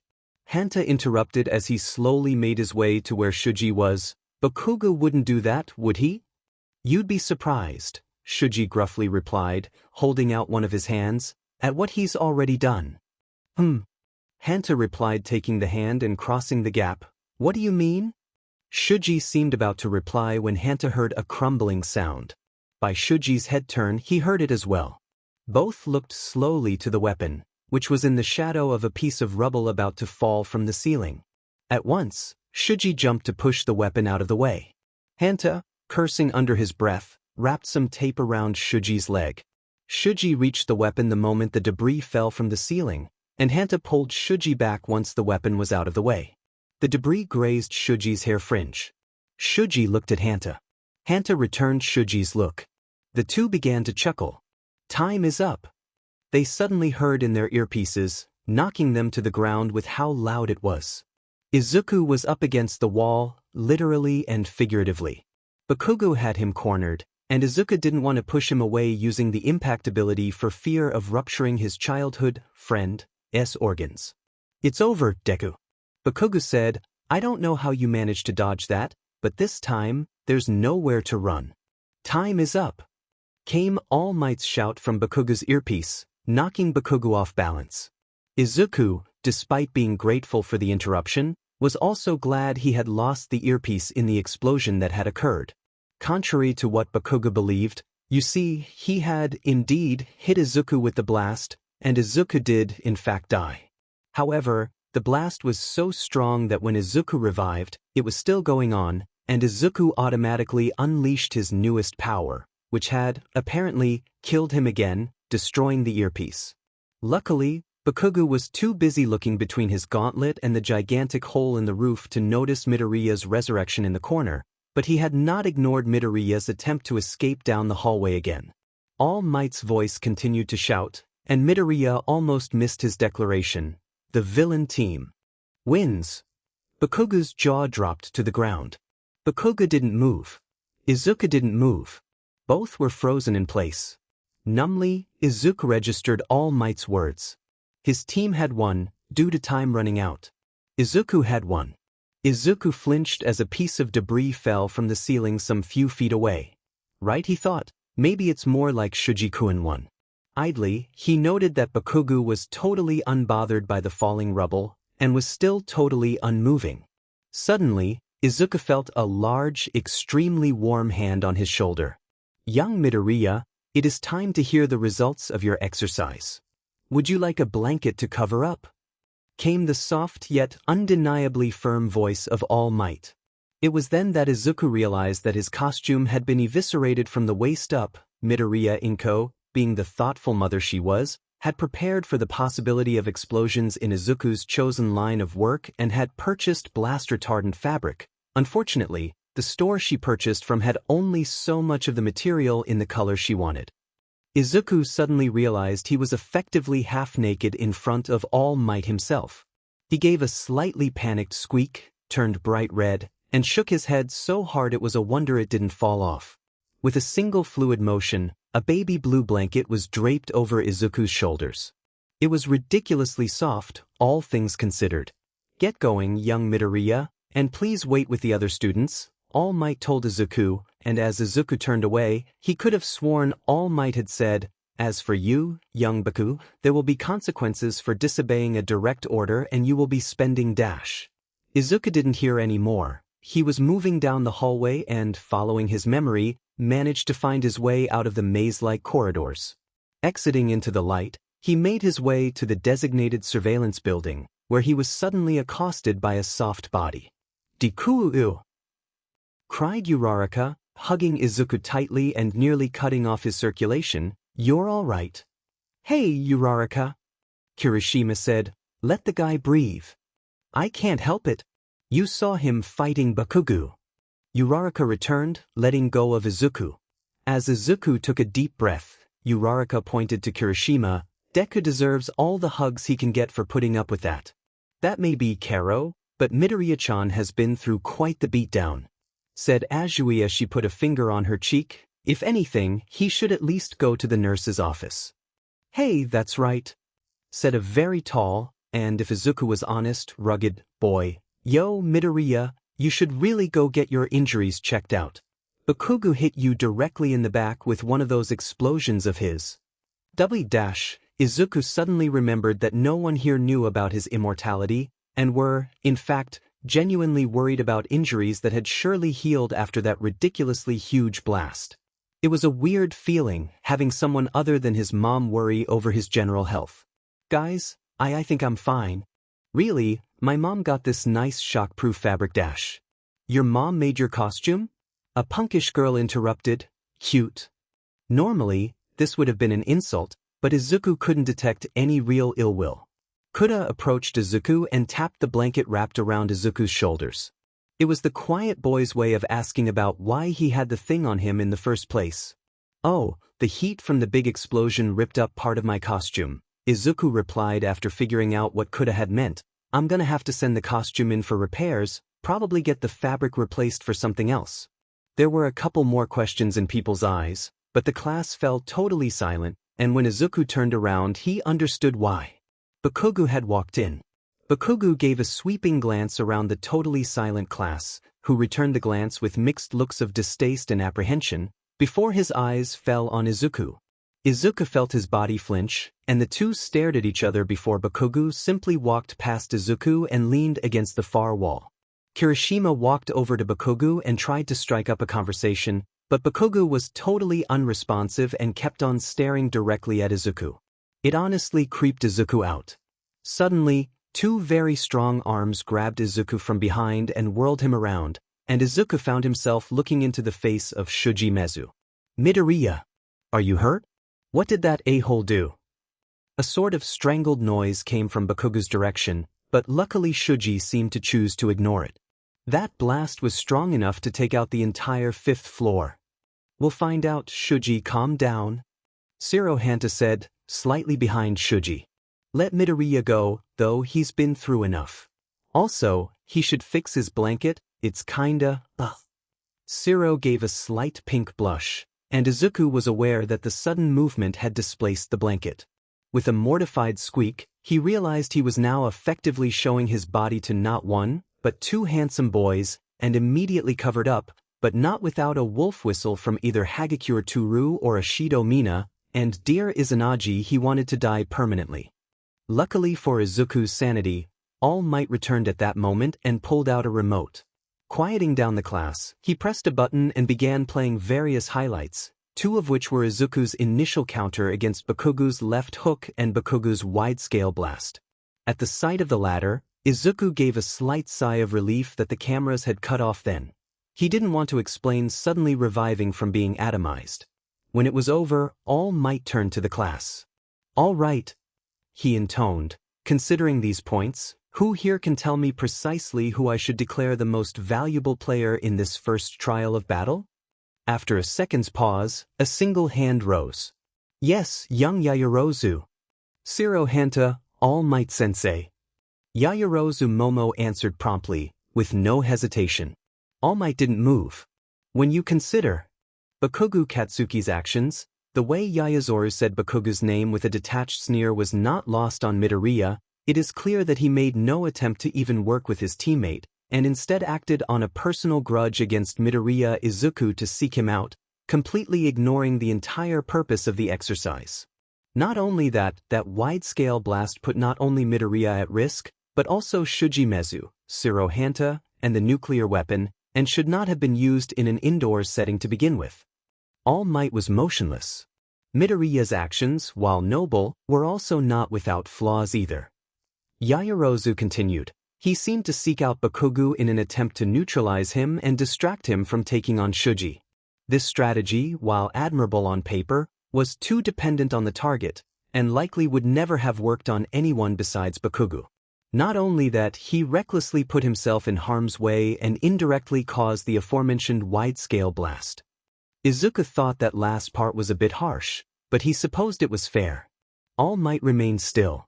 Compared to the first two, Shuji did not do much. He played a defensive role well and even attempted to keep the weapon out of harm's way, yet in doing so failed to consider the danger of actually being hit by debris. It was very lucky that Shiro's quirk was what it was, otherwise Shuji would be in the medical ward for a broken spine, or worse. Shuji blushed at the criticism, but said nothing. A fly landed on All Might's maybe corpse, decided the poor man was still alive, and flew off. Which brings me to Shirohanta.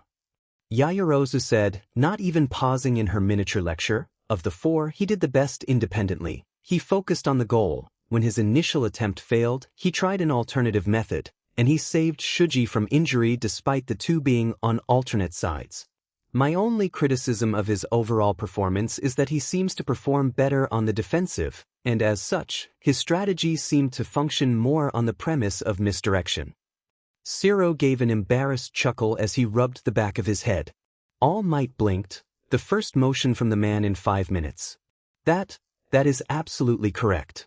We, as hero students, must not only consider our strategies, but also the ramifications of our actions and how to overcome new, unforeseen obstacles. Yaoyorozu finished, turning to the totally silent class. This is why we are here, to learn, to grow, and to become excellent heroes. It was then that Izuku remembered that Yaoyorozu was a student admitted through special recommendations, and this was likely the reason. Yaoyorozu Momo had the intelligence and decisive thinking of a goddess. All right. All Might said from his place next to the lottery boxes. I couldn't have said it better myself. Then, shall we begin the next battle? All Might sensei. Shiozaki raised her hand. Shouldn't Midoriya-san go to the nurse? He has been through an awful lot, and that kick to the head should have at least given him a concussion. Shiozaki gave a worried look to Izuku. I'm fine, Shiozaki. Izuku said, smiling in an attempt to appease the Christian. Besides, I kinda wanna watch the fights, you know? It'll help me see more of everyone's quirks. Shiozaki didn't seem happy with that, but she at least dropped the subject, which relieved Izuku somewhat. If that is all Might said, and was that a glint of worry in his shadowed eyes, or was Izuku imagining that? Then I shall call the next battle. Battle number 2. Villain Team, Shiozaki Ibara and Aoyama Yuga. Ibara clasped her hands and turned away from the weapon she was supposed to be guarding. With a bit of willpower, she had her vine-like hair weave into the floor beneath her and emerge around the weapon, encasing it like a cocoon. Detaching the vines, she sighed and turned to admire her handiwork. Unfortunately, Aoyama Yuga was standing in the light, and the sparkles coming from the boy's incredibly shiny armor and general presence nearly blinded her. What do you think? He said, of Midoriya Izuku? Ibara blinked. This is sudden. Midoriya-san is a fine boy. I wish he would look after himself, though. She replied evenly. I see. Aoyama said, turning away from the window where Ibara belatedly realized he was admiring his reflection in. I think he has a crush on you. It was a good thing that Shiozaki's hair wasn't attached to the vines around the weapon, because her hair tensed up at the thought. What are you saying, Aoyama-san? Aoyama chuckled. It's not a bad thing, mademoiselle. After all, he seems to have a crush on half the class anyways. I mean, I expected him to have a crush on me because, well... Aoyama bent over backwards in a way that his breastplate really shouldn't have allowed for. Look at moi, however, he's obviously the type to not simply choose a single person. That I don't appreciate you saying such things about Midoriya-san. Ibara replied in a dark tone that surprised herself. Aoyama straightened up and shrugged. It was simply a thought, mademoiselle. I believe that I shall seek out the enemy, as my quirk is the absolute best for offense. Au revoir, ma belle. And with that, All Might called time, and Ibara was alone. Hero Team, be Azuitsu and Todoroki Shudo. Azui. Shudo said, your quirk gives you the general weaknesses and strengths of an average frog, yes? Karo. Azui croaked, looking at him. That's correct, yes. I see. Shudo said, then you're vulnerable to the cold? Todoroki-chan. Azui said, visage totally unreadable. What are you planning? Azui-chan, so that I don't accidentally put you out of commission, could you stand as far back as you like when time is called? Shudo requested, I'm going to freeze the building. I see, Karo. Azui nodded. Very well. Start. All Might's voice boomed, and immediately, a wave of frost emitted. From Shudo's right foot. Azui, true to her word, gave a great leap backwards at the same time. Before the minute was up, the entire building was a citadel of ice. I will be right back, Shudo said, and, getting Ajui's shivering, Keikro, in response, made his way into the building, past Aoyama Yuga's shivering and frozen form, where his sparkles frozen in mid-twinkle, and all the way to the 5th-floor bomb room, where he found Shiozaki Eyebrow with her feet frozen to the floor and a huge ball of vines behind her. Considering he couldn't see the weapon, he supposed it was within the vines. As Shudo walked forward, Shiozaki, shivering profusely, moved her hair into a sort of attacking position. "That won't do you any good," Shudo said, stopping right next to Shiozaki, "and we both know it. Now then, unless you wish to be frozen further." It was a surprisingly harsh statement from him, sure, but they were acting. She was a villain, if only for this exercise. With an incredible shiver, Shiozaki dropped her hair, and Shudo walked up to the vine ball. Touching it with his right hand, he froze the foliage even further, encasing it in an incredible layer of ice, before touching it with his left hand and melting the ice around the entire building. The vines, not able to stand up to the rapid changes in temperature and general erosion, shattered into pieces, and Shudo touched the weapon. "Hero team wins." All Might shouted in their earpieces, and Shudo turned around to see Shiozaki's vines just scant centimeters from his body. She had been attempting to capture him the whole time. "Well played. Todoroki's so powerful." Izuku whispered. Bakugo said nothing, and instead his vacant stare seemed to get even more empty. Todoroki Shudo got MVP. Battle number 3. Villain Team, D. Satu Rikidu and Hagakure Toru. "Alright, Satu, I'm going to go on ahead." Toru said, holding her fingers out in a peace sign. "You want to guard the weapon?" "Huh." Satu replied, "Hagakure-san, don't you want to guard the weapon? A great defense is a good offense, after all." "Well, yeah." Toru said, "That's why I'm going to go ahead." "Hello, invisible girl? I can just sneak up on them." "But..." Satu sputtered, "You're tiny." "Yeah, so..." Toru said, "Doesn't mean I can't take care of myself. I'm a big girl, I braid my own hair and everything. I got past those entrance robots, didn't I?" "Oh yeah, I was wondering how you did that." Satu muttered, putting his hand on his chin in thought. "What do you mean you wondered?" "I pulled you out of the way of that big robot." Toru couldn't believe it. Satu didn't remember that vital moment. "To be fair, I was pretty out of it." Satu said sheepishly, "My quirk kinda makes me stupid when I overuse it." "Oh." Toru nodded in understanding. "Okay. So, I'm gonna go ahead." "Oh sure," Satu said, and Toru began to remove her gloves and shoes. Suddenly, she got a wicked idea. "Pervert," she said, pointing, not that Satu could see. Don't watch me undress." Turn around." "Oh."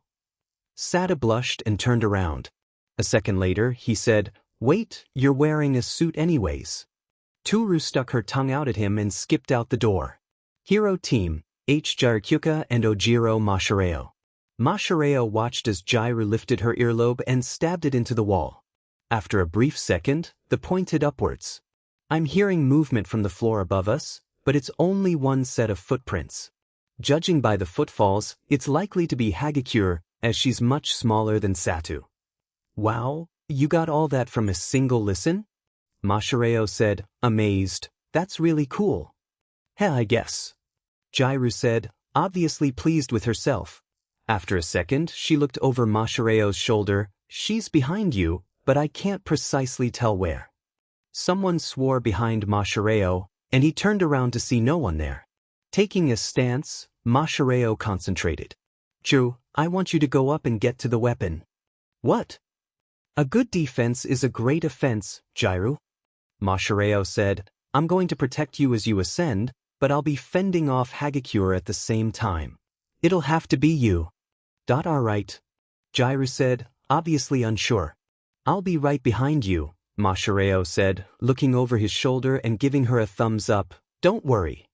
Jiru gulped and nodded, before she stabbed her earlobe into the wall and shattered it. Jumping through the hole, she ran down the adjacent hallway. Mashireo blinked. He didn't know she could do that. But now was not the time to worry about that. Hagakure was coming for him. He took his stance and waited. And waited. It was after 5 minutes and All Might finally shouting, "Villain team wins," that he realized he'd been had. Hagakure won MVP. Battle number 4. Villain team, F. Tokoyami Fumikage and Uraraka Ochako. Duh, duh, duh, duh, duh. So. I will go on ahead. Hey! Uraraka Ochako shouted, but it was no matter and of great insignificance. For this gambit to succeed against such powerful adversaries, it required a vanguard of pure blackness, a legion of hell's own Rakshasa. Oh, he was floating. Release! Uraraka Ochako whispered, and Fumikage alighted softly on his feet. Tokoyami, at least listen to my plan. I have no reason to really. Fumikage growled. He idly hoped these were the correct descriptives for dialogue. But why? Uraraka Ochako breathed. Because, Fumikage bemoaned, I have a creature of pure darkness dwelling within me, aching to be released, and I must keep it in check by becoming the ultimate in offensive ability. So? Your quirk is some weird possession thing. Uraraka Ochako roared. Hey, nice to meet ya. Dark Shadow crowed, emerging from its sheath within the recesses of Fumicage's sanctum. I'm Dark Shadow, Fumicage's quirk. It extrapolated to Fumicage's noises of offended consternation. Did you know Fumicage thinks like the protagonist of some bad fanfiction? Really? Uraraka Ochako sang, what kind? Enough! Fumicage shouted, willing Dark Shadow away. He was not blushing either. I am going to go on ahead. My Dark Shadow is perfect for indoor operations, as that is where it shines the brightest. Dude, Uraraka Ochako said, you lost me. Hero team, Ayashido Mina and Yayorozu Momo. So, how do you want to do this?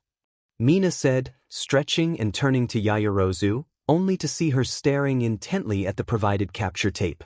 Mina watched as Yayorozu unclipped a book from her back, flipped to a page, unrolled some of the tape, then formed a small wooden object out of her hand.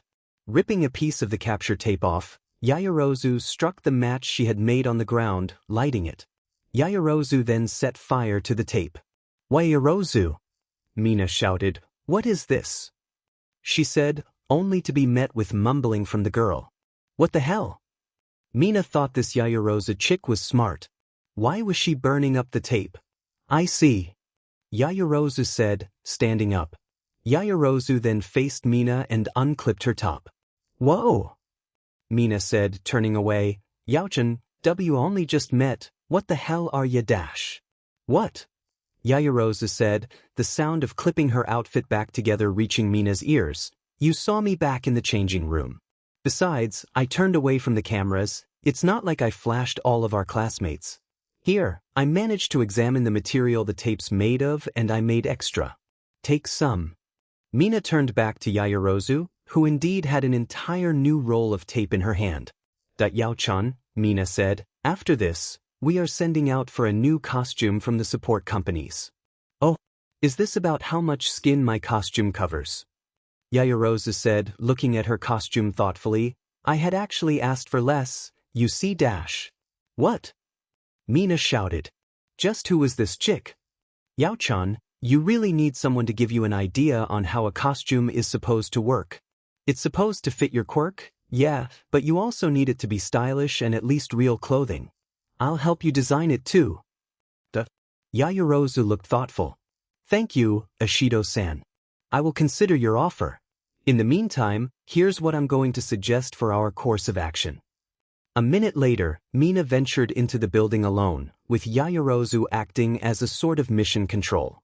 Making her way up the stairs, she found her way unobstructed until halfway down the third-floor hallway. So, Tokoyami said, facing away from her, you came. Ashido Mina. How'd you know it was me? Mina said, totally flabbergasted. Yayorozu Momo wears heels.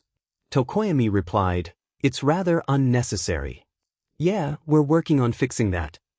Mina said sheepishly, I understand, and I wish you luck in your endeavors. Tokoyami said, turning around, however, your path ends here, hero. Come, Dark Shadow. He shouted, and suddenly, a giant dark claw swung out of Tokoyami's cloak. Reacting instinctively, Mina coated her hand in acid and flung it at the claw. The claw retracted as soon as the acid made contact, and a bird-like apparition floated out of Tokoyami's cloak, nursing the acid burn. "It will heal," Tokoyami said, "but you must go after Ashido." Mina, seeing her chance, coated her feet in a more viscous acid and began to skate towards Tokoyami, unraveling the tape as she went. Throwing some more acid at Dark Shadow, she watched it pull back.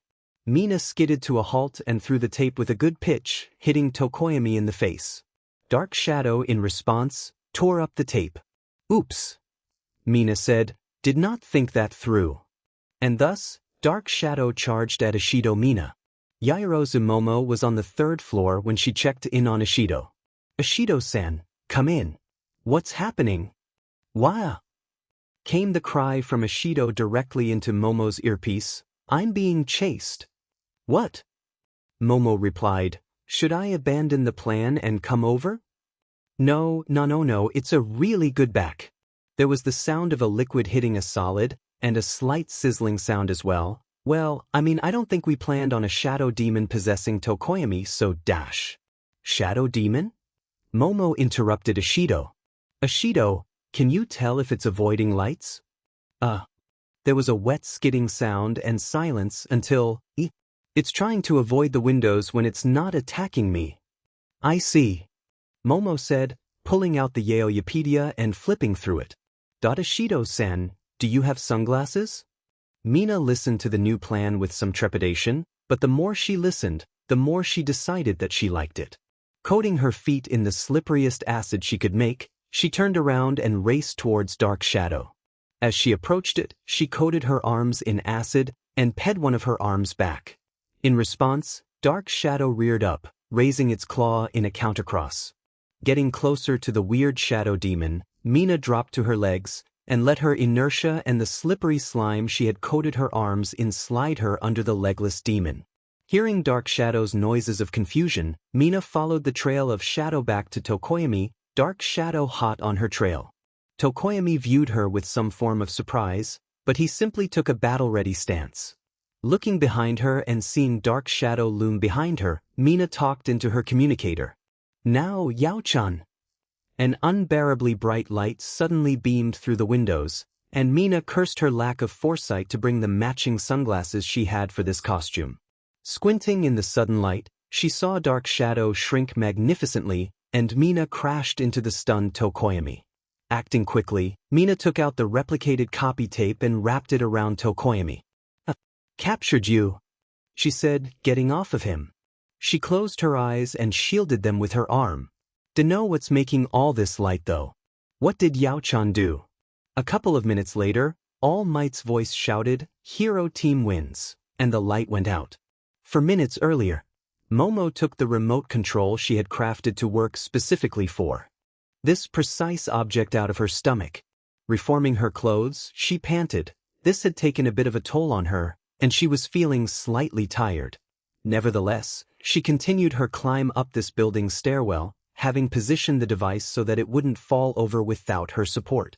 Reaching the rooftop, Momo heard in her ear Ashido's, "Now, Yaon." Pressing the button on the remote, the gigantic LED flashlight she had created and rigged lit up, bombarding the entire side of the Battle Trials building with a white light whose surface area was greatly amplified by the concave lens she was using. Working quickly, Momo created a harpoon gun using the fat in her chest, and fired it at the ledge above the window. Making a strong sling, she tied the other end of the line to a post and zip-lined down to the window. Momo braced for impact. Momo crashed through the glass window and hit Uraraka Ochako in the process, knocking her into the weapon, which thankfully didn't collapse. Momo winced at the amount of light she was beaming into the building and quickly made sunglasses.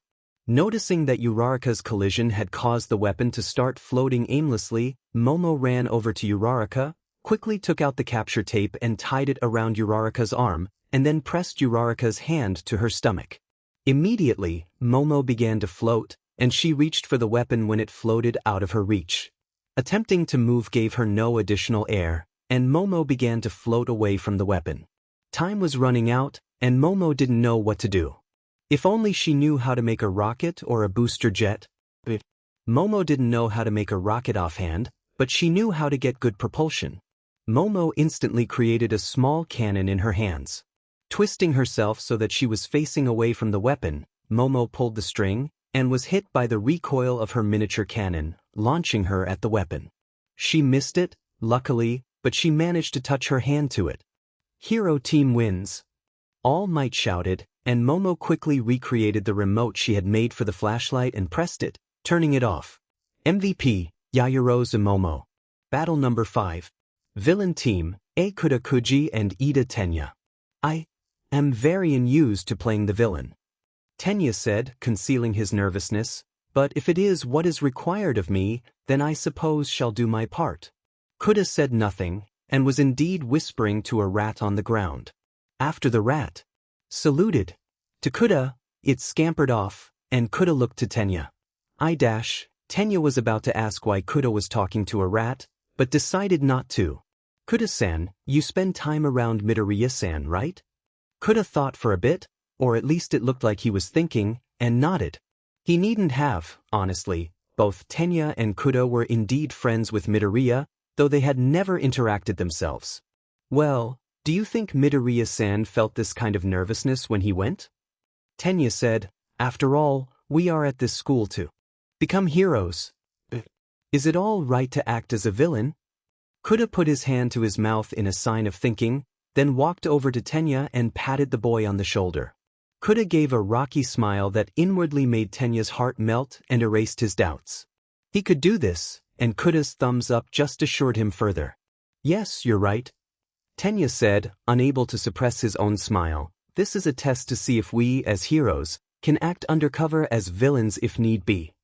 Tenya stood at attention, missing Kuda's look that conveyed no, not quite. Where did you get that from? In that case, I shall be a model villain. Hero team, J. Kirishima Aijuru and Kaminari Denki. Things could be going better, in Aijuru's opinion. First, there was the matter of Bakugu. Aijuru had honestly thought the dude was cool, he was a passionate dude, and that was absolutely manly. However, Bakugu apparently had something against Midoriya, and this was apparently the explanation for his beatdown during the trial. Bakugu also still couldn't compute that, for all his fighting he had still lost and hadn't even responded to anything besides really large shows of power, like Todoroki's glaciation of the entire building and Yaoyorozu's giant flashlight. Bakugu was a sore loser, and that was decidedly unmanly. Second, Aijuru didn't want to fight his opponents. Kuda was one of the nicest people in the entire class and probably the entire school, and it was adorable watching him learn string tricks from Midoriya, who seemed to be able to procure the threads from nowhere. If Aijuru didn't know better, he'd have said that Midoriya's Quirk was making string. Similarly, Ida, though kind of a stickler for rules even to his own detriment, was super passionate, ultimately helpful, and generally nice in his own robotic way. Aijuru hoped that being assigned to the villain team wouldn't be too hard on either of them. So, how do you want to do this? Kaminari said, cracking his neck. Huh. Aijuru looked at Kaminari, and, as a challenge, also cracked his neck as well as his knuckles and his arms. Ain't it obvious? Our quirks are perfect for direct combat. We go in there, run down the place, get the weapon, and we win. Yeah, I like that, Kaminari said, and he held out his fist. Aijuru fist-bumped Kaminari. Whew! I'm stoked. Let's go, Kaminari said, and Aijuru grinned at the boy's enthusiasm. And thus, the two went through the hallways of the building. Everything was totally silent, save for the occasional rat running along the corner of the hall. Yuck, Kaminari said, all these rats. Did you know UA had a rat problem? Not really, Aijuru returned. I mean, I heard that the principal was a sentient rat or something. Whoa, really? Kaminari turned to Aijuru. I thought the principal was a bear. You saw him, right? If you're going by the ears, that doesn't make sense, Aijuru said, 'cause those are definitely tanuki ears. I should know I went to middle school with a kid with a tanuki quirk. Really? Cool, Kaminari said. Could he, like, shapeshift or something? Could he control sand? Was he good with money? Aijuru stopped to think. If I remember correctly, he could transform leaves into other objects temporarily. What? That's cool. Probably useful too. Kaminari said, maybe we'll see him soon or something, you know? Doubt it, I think he's in another school. Idru said, looking out the window. On the windowsill, however, he noticed another rat. Hey, Kaminari? Is that rat watching us? Huh. Kaminari looked at the rat on the window, who was indeed staring at the two. Yeah, that's creepy. Kaminari looked away and immediately squeaked, drawing Idru's attention away from the rat's weirdly smug face. Dude, look! They were surrounded by rats. All of them, ready to pounce. Idru instinctively hardened his skin while electric sparks danced across Kaminari's hands. A large rat with an ear that looked as if it had been chewed by bugs stood on its hind legs. With a small cry, the rat pointed with its weird little hand paw and the legion of rodents descended upon the duo. What? Take this! Kaminari shouted and sent out an electrical impulse that didn't affect Idru too much, but indeed affected the rats extremely well, forcing a great amount of them down, convulsing but very much alive. How'd you like that? Kaminari slurred, the voltage used in that shockwave having impaired his brain somewhat. There's plenty more where that came from. What Kaminari didn't see, but what Idru saw, was a glint at the end of the dark hallway, and a massive form speeding down the corridor. Indeed, Idru jumped back from the accelerated form of Kuda Kuji, who used his inertia to deliver the god of all right crosses directly into Kaminari's face. Idru and the still-conscious rats watched, slack-jawed, as Kuda jabbed Kaminari's head and uppercut his stomach, then grabbed Kaminari's hair and kneed him in the face before delivering a powerful right hook. Shaking himself out of his stupor, Idru took advantage of the rat's distraction and backed away, fleeing to the upstairs as Kuda showed Kaminari exactly how he had gotten into UA in the first place. Making his way to the weapon room, Idru saw a lone figure sitting dramatically in the light. Combined with the setting sun and the wind blowing from the nearby broken window, it felt like a scene out of a western. So, you've arrived, hero? Said Ida, rising out of his sitting position. I expected as much, but to come alone. You must have experienced casualties. Yeah, turns out Kuda's a real beast if you hurt animals in front of him. Idru shrugged. Ida gave a small laugh. Idru wondered exactly how much of it was out of discomfort. He did that sometimes, laughed when he felt uncomfortable about things. Yes, I expected as much. Ida said, turning around, no matter. And now, hero, we shall settle this. Like true men. I drew Isagidi in a breath. That was the coolest thing he had ever heard, ignoring the obvious waves of self-doubt coming off of Ida. Hell yes. Let's go for it. Idru said, hardening his body and slamming his fists together, creating sparks. As he rushed at Ida like a juggernaut, Ida's engines began to rev. Ida dashed at Idru, and Idru held out his arm in an attempt to clothesline the larger boy. Ida appeared on the other side of the tied-up Idru. Yeah. Idru blinked. Villain team wins. Shouted All Might. I apologize, Kirishima-san. Ida said, immediately bowing in apology and quickly removing the capture tape. It was a dirty trick to play, but I was acting the role of a villain, and so dash. Dude, no hard feelings. Idru laughed. He was kinda bummed that he had lost so easily, but Ida was super smart and fast, of course he'd be able to do this. You knew exactly what to say to get me to charge right at you. I didn't even know you could run that fast. Yes, well. Ida looked away. I suppose, seeing Midoriya-san move so quickly has awakened a bit of a competitive streak in myself. Yeah, dude's incredible, huh? Idru said, so manly, for such a little guy, too. Idru cracked his fingers. Come on, let's go see who got MVP. I bet it's you. I highly doubt it, Kirishima-san. Ida said, walking back with Idru out of the room. It is surely Kuda-san. He is a wonderful motivator and apparently an expert brawler. So it was with great surprise that Ida accepted MVP for incredible efficiency and not losing his absolute sheet and sending a classmate to the infirmary with a busted face over a rat. I don't get it. Recovery girl said. Izuku said, sitting in the infirmary, as he had promised Shiozaki. Judging from what you told me, you should at least be showing signs of a concussion, multiple lacerations, fourth-degree burns, something of that nature. Recovery Girl listed off symptoms that Izuku clearly lacked. Yet you don't even have a seasonal allergy. What's going on here? Izuku stuttered, suddenly aware that his cover was about to be blown sky high. Lucky. Recovery Girl stared at Izuku in the eyes, and Izuku was never more afraid of an old woman half his height. I see. Recovery Girl sighed and rolled back in her chair. Taking out a piece of candy, she gave it to Izuku, who took it with as much of a calmness as he could muster. I don't suppose you'll believe me if I told you that we have total confidentiality, considering I am a licensed doctor on top of a hero? Izuku looked away and plopped the candy in his mouth. He took it back out, removed the wrapper, then put the candy itself in his mouth. Just, if you're going to be this lucky, Recovery Girl sighed again, resigned, at least don't make more work for me. I would ask you to escort young Kaminari back to your classroom, but he's still unconscious and I would like to monitor him. At least that. Kuda Kid was apologetic. Yes, thank you, Recovery Girl, Izuku said, excusing himself.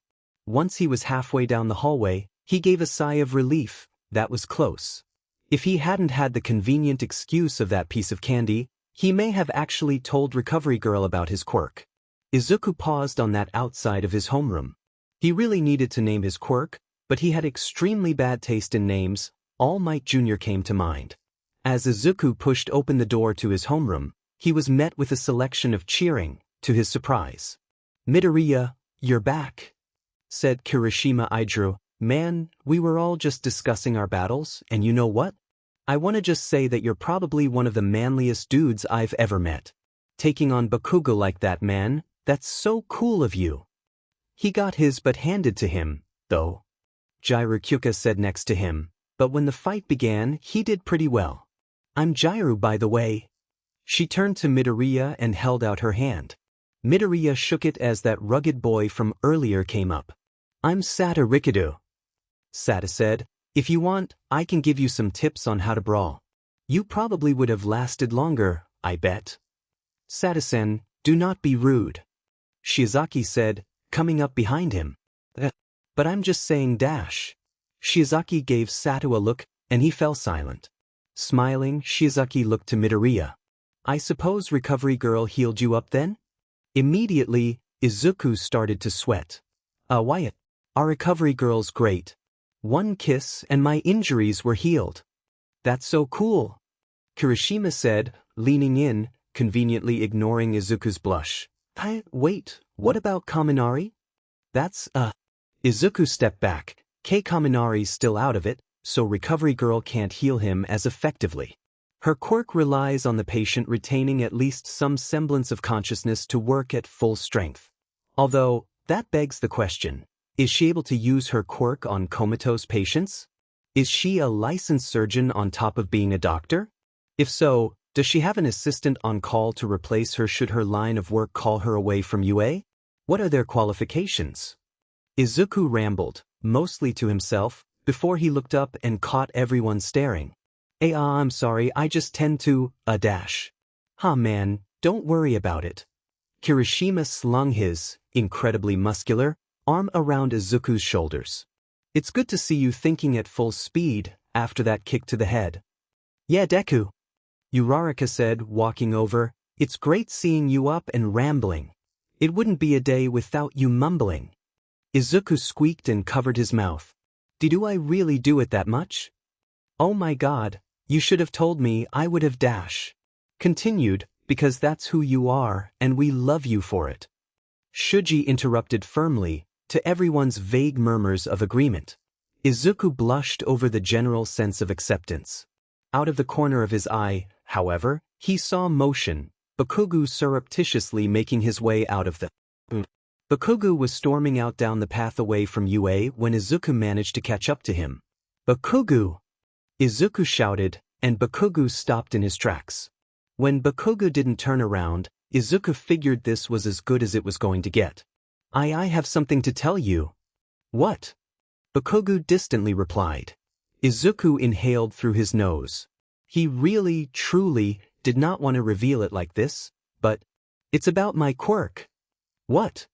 Bakugu's voice rose, but he still didn't turn around. What about your FING quirk? Are you gonna tell me about how you lied to me all those years? Those 10 years, you lied to me just to make me look bad. No. Izuku shouted. What the F is he talking about? I didn't know I had a quirk until the sludge villain. Explain. And then never mention that FING day again. Izuku gulped. When you told me to jump off the school roof in middle school, I did. There was. Bakugu said nothing. I jumped off the school roof and I hit the ground and I died. There's no going back now. I died and I came back. To life. And I can't stop dying. I think my luck's actually gotten worse. But more importantly, that's how I got that strong push ability. So, thank you for that? I mean, it's kinda, weird to thank you for telling me to kill myself, so, Deku. Shut up. Izuku looked at Bakugu for the first time in minutes to see that Bakugu had finally turned around and faced him. Bakugu had also stepped forwards, but unlike the close proximity that Kirishima had with him earlier, Izuku felt nothing but trepidation about Bakugu's new position. You. Bakugu said, eyes darkened. Who in the F would believe the bullshit you just spouted? Well, this is interesting. What the F are you talking about? You died. What the F dash? You just FING died and came back to life like some sort of phoenix. You want me to just believe that you FING died cause, what, I told you to jump off a building. Obviously, you didn't FING die, cause you're standing right here, shitstick. You've always been pathetic garbage, but this is a new low, you FING Deku. And you think you can take on the kids in this school? What? When did I? Don't FING play dumb. Deku flinched as he realized he had said his last thought out loud. You study people's quirks as a hobby, you've seen our classmates. That half-and-half looking a-hole and Vinehead and that FA flashlight girl. They're all so powerful and you come to me and arg. Bakugu picked up a rock and threw it into the trees, blowing it up. Deku, I don't care about where you FN'd got your quirk, or how you've been hiding it, or what the F ever else, but know this. Bakugu got uncomfortably close and poked Izuku's chest. I will be the best hero in the world. And you? You'll be nothing. You got that? Bakugu swiftly turned around and screamed, F dash, as he stormed off into the sunset. Bakugu. Izuku whispered, putting a hand to where Bakugu had poked his chest, slightly singing the fabric. Could you hear anything? Shuji Mezu asked Jirokyuka, his ears shifting into mouths and eyes. No, Jiru sighed, retracting her earlobe from the glass she had stabbed it into. What do you think they were talking about? Obviously, Ochako said, it was the fated battle between men. A declaration of rivalry. Fated battle? Ashido Mina looked at Ochako warily. Somehow, I don't think it's as simple as that, Karo. Tsuyu croaked. Pardon me, what can Y dash? Waff. Oh my goodness, are you okay? I'm fine. Izuku said, rubbing his head even though it had been his but he had fallen on. Taking the offered, perfectly manicured, hand, he stood up and found his hand in a vice grip. Great, now that we've established that. The reporter grinned, holding a mic to his face. Zetsukuma Junko for News 94. What can you tell me about having All Might as a teacher? It occurred to Izuku that this was, in hindsight, something he should have prepared for.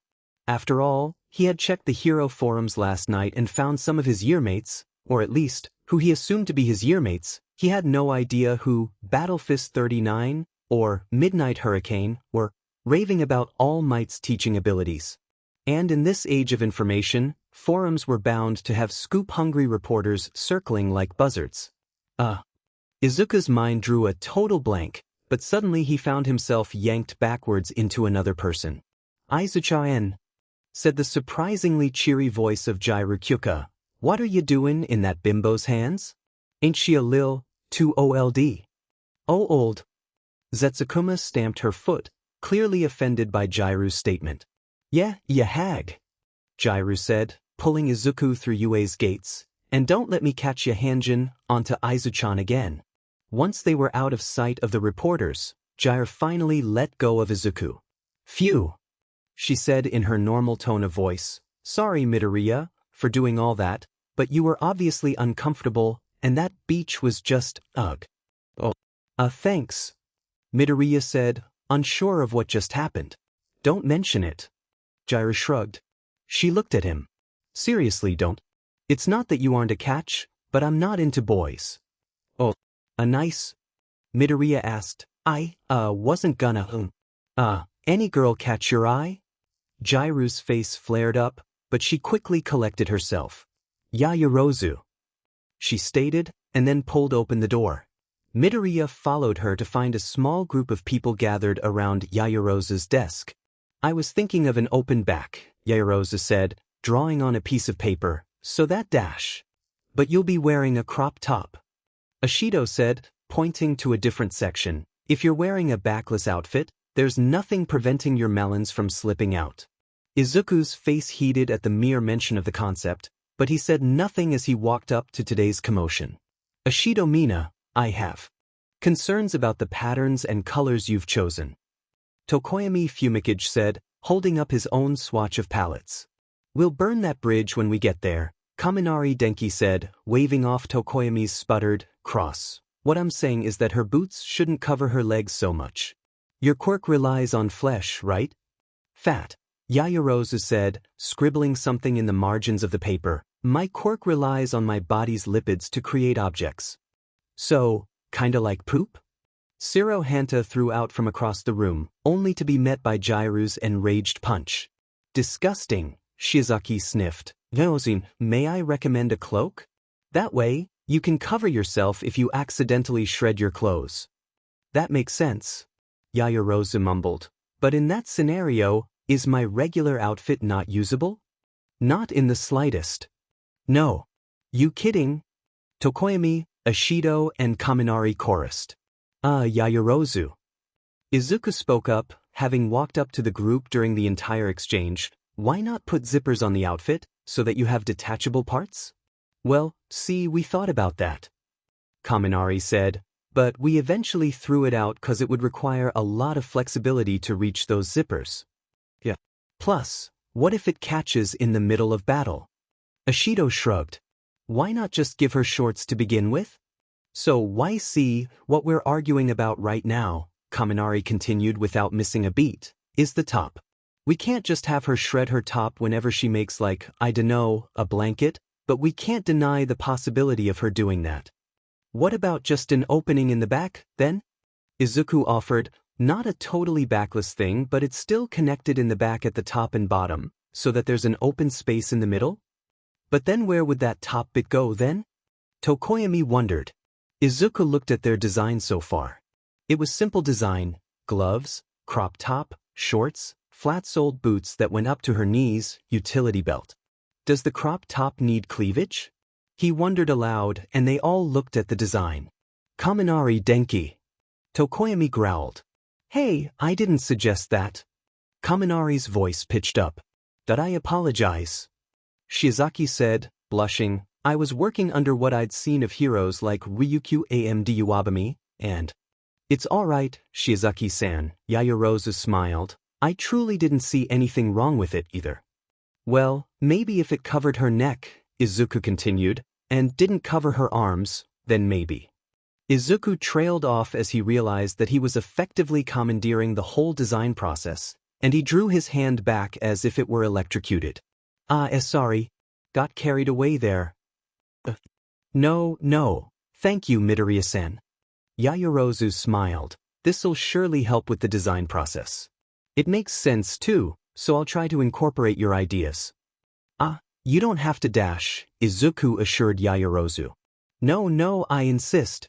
You're such a great help, Midoriya-san. Yaoyorozu said. Alright, now that's settled. Tokoyami sighed. Ashido Mina, your pattern ideas are atrocious. You wanna take this outside, you Tengu-looking motherfucker? I'd prefer it, Aizawa said, walking into the room, looking even more frazzled than usual, if you would take it to your desks, instead. Homeroom will now begin.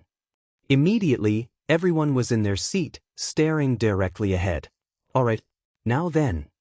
Aizawa sighed roughly, I really have no choice, but I'd like to get this out of the way. The class gulped with anticipation. What sick exercise would Aizawa inflict upon? We need a class representative. Basically, here's the deal. I don't care how you do it, we just need one, Aizawa said, walking over to his sleeping bag, which Izuku was certain he had seen Bakugo purchasing at one point, and getting in. So get it done before the PRD's over, alright? And so Aizawa was asleep. The entire class immediately sprang into an uproar, or at least the most quiet uproar they could manage, with every student, from Aoyama to Azuitsuyu, totally ready to take on the position of representative of Hero Course Class 1A. I think that I would like to be class president, Aoyama sparkled. After all, the position was positively made for me, non? Humility is an important virtue, Shiozaki said. Even so, I believe I would be the best fit for the position. Actually, can I be class president? Ojiro Mashireo raised his hand. It'd be nice to have a responsibility like that. Please, you got tricked by me and Hagakure.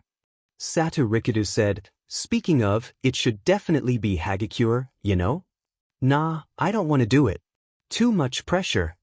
Hagakure said, besides, Ashido could probably do it. Yeah. Ashido cheered, but not too loudly. I'd love a leader position like that. Let me do it. As if. Bakugo sneered, a bit too loudly, I should be class prez, because I'm obviously the best. If you're the best, then how did Deku outsmart you? Uraraka smugly giggled and she high-fived Shuji. No offense, Deku. None taken, Uraraka. Izuku smiled. What did you say, round face? Bring it on, nay breath. Classmates, Ida said, standing up, why do we not simply hold a democratic election? Because people would just vote for themselves? Kaminari suggested, we don't really know each other well, so. Then that is for all the better. Ida replied, because then the person with the most votes is definitely the correct choice to lead us. Okay. Uraraka said, turning away from her heated staring match with Bakugo, who happened to blink the minute her eyes broke contact, rendering the match as a tie. So, everyone then write down your choices for class rep and the persons with the top 2 votes will be president and vice president. Kuda quickly made a small origami box, and everyone wrote their choices for class president. For Izuku, it was an easy choice, Ida Tenya, as the boy seemed like he would surely enjoy such an activity.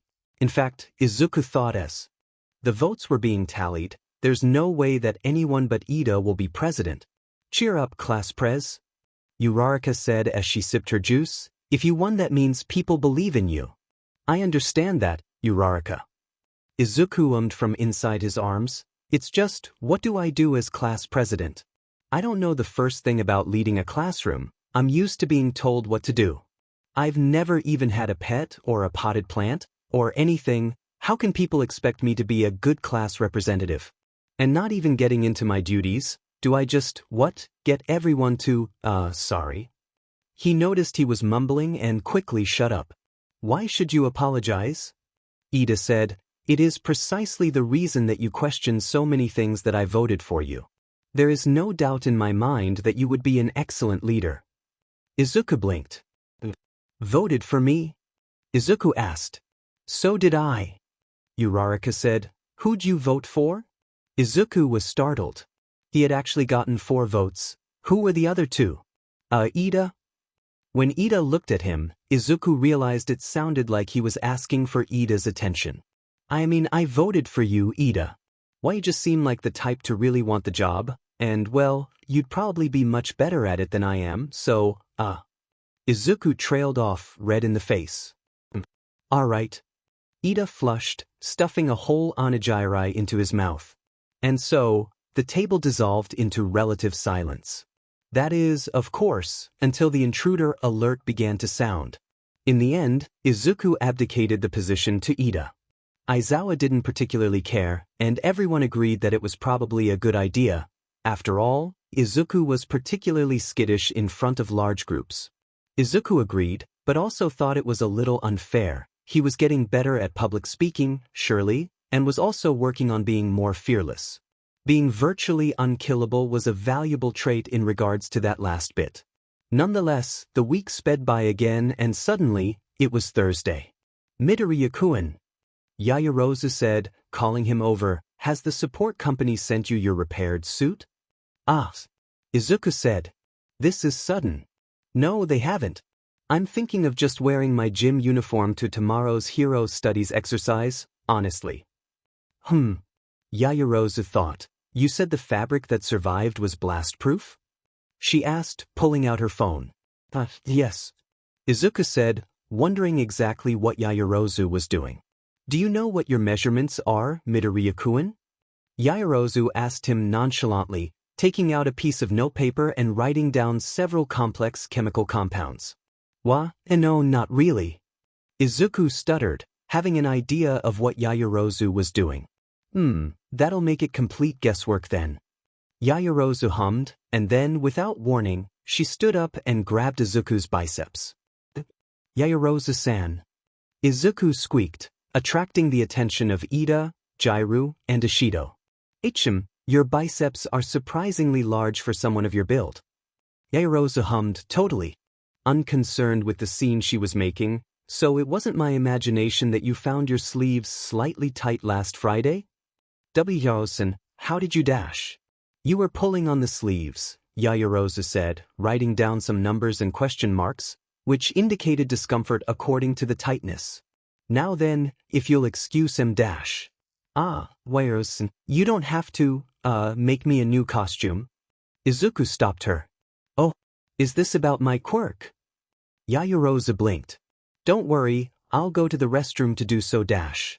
No, I mean that makes sense, do that, but just, Izuku sighed, you don't have to do this for me. I'll get my costume in due time. Yaoyorozu looked confused. But I want to do it. It wouldn't be fair for everyone else to be fully equipped while you're left struggling. Besides, I wanted to thank you for your input on my new costume. You're such a good help, and I've already given gifts to the others who have helped me so. She trailed off. Izuku almost felt like crying. Thank you, Yaoyorozu-san. I'd like that actually. The new costume, that is. Yaoyorozu smiled. Wonderful, I'll get on making it during lunch. Fellow students, Ida cried, please get into your seats. Homeroom is about to begin. And Thursday passed as such, and it was, once again, Friday.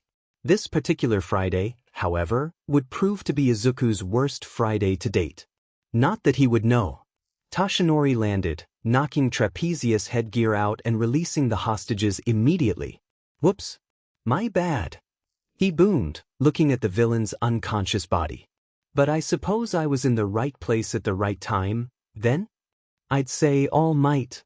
Airjet said as the family reunited. Good thing, too, my quirk isn't good with hostage situations, so all I could really do was stall for time until someone else arrived. It's quite all right, Airjet-san. Tashinori grinned, but for now, I must be off. After all.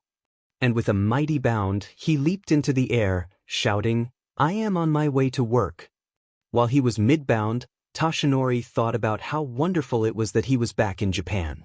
After all, though he had built up an image in America as well as the epitome of a classic superhero, he always had a fondness for Japan's streets.